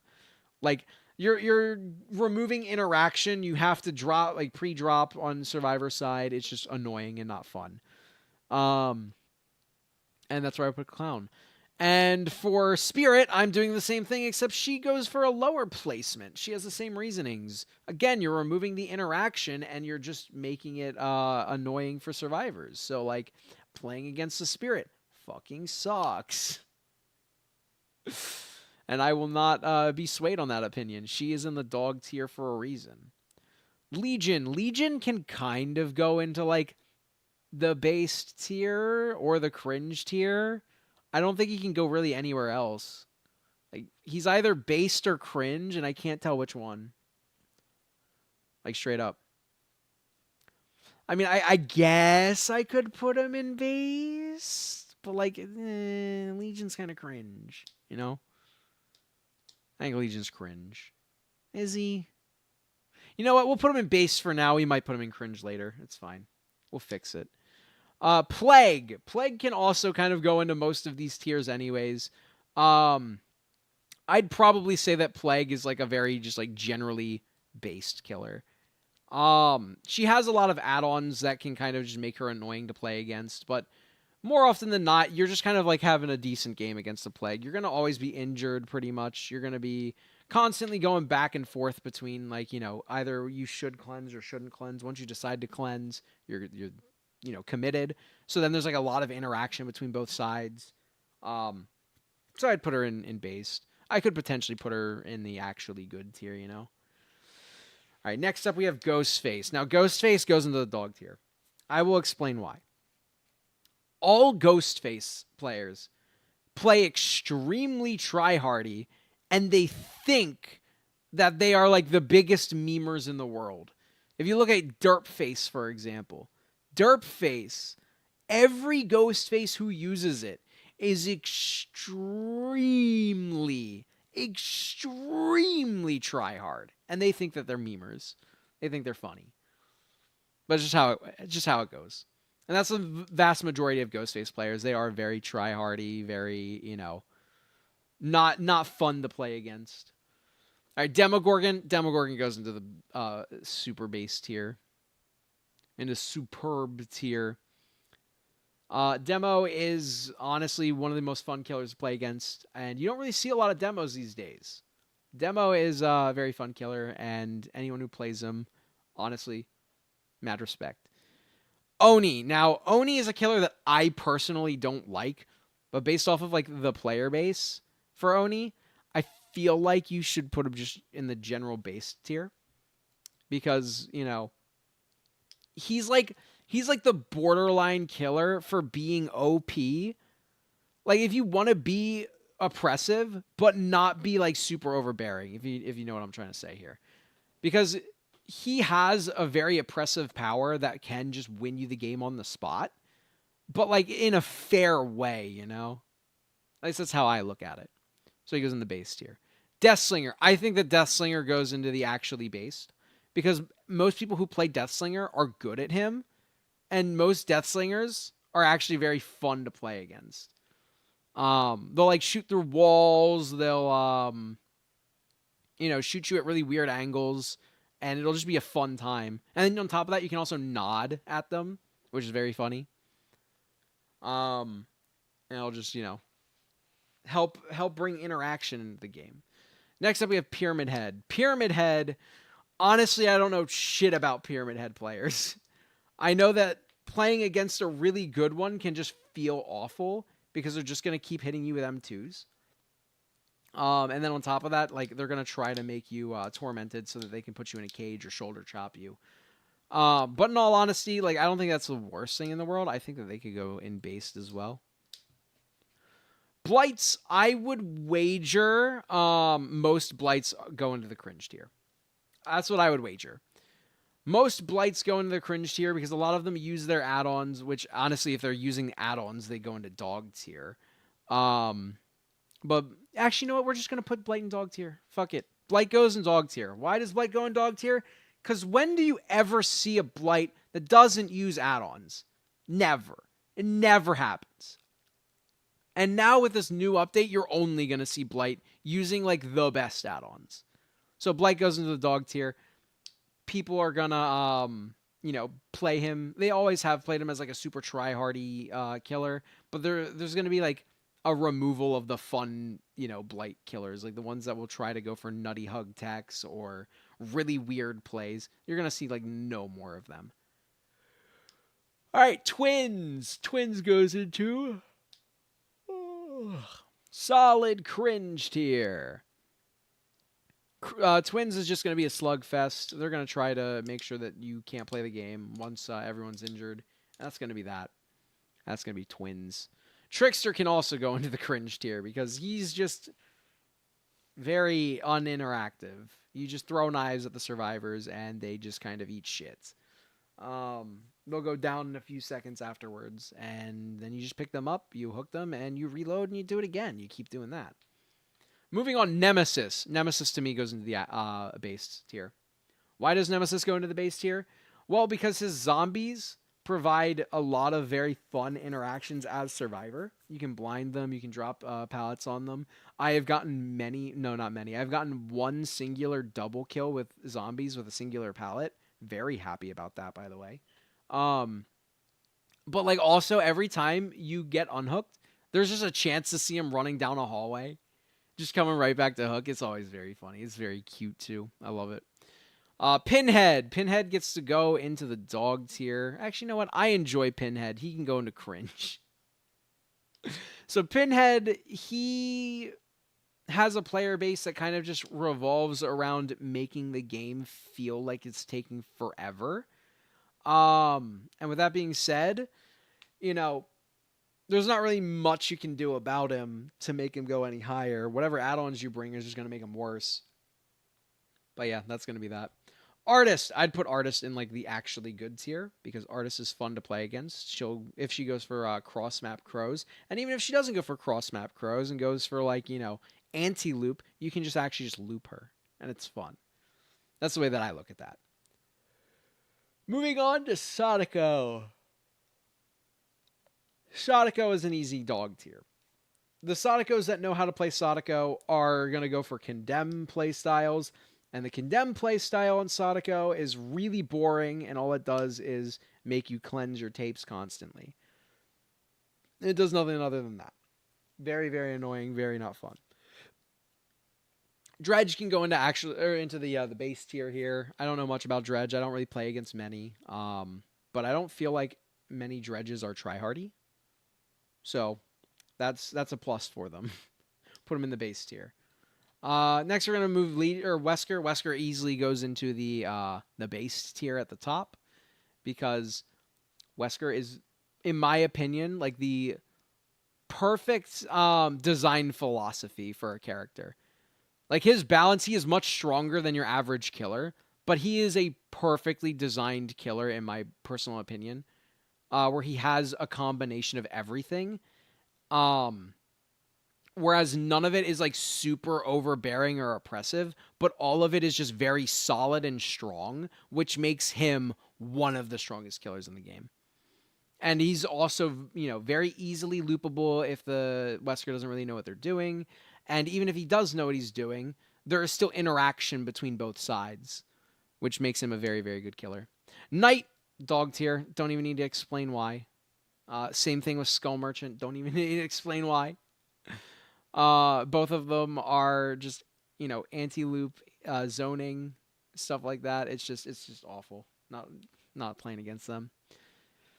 All right, next, Singularity. I'm going to put Singularity in actually good because Singularity is actually a fun killer to play against the majority of the time. The only time that it goes down is if they're using, like,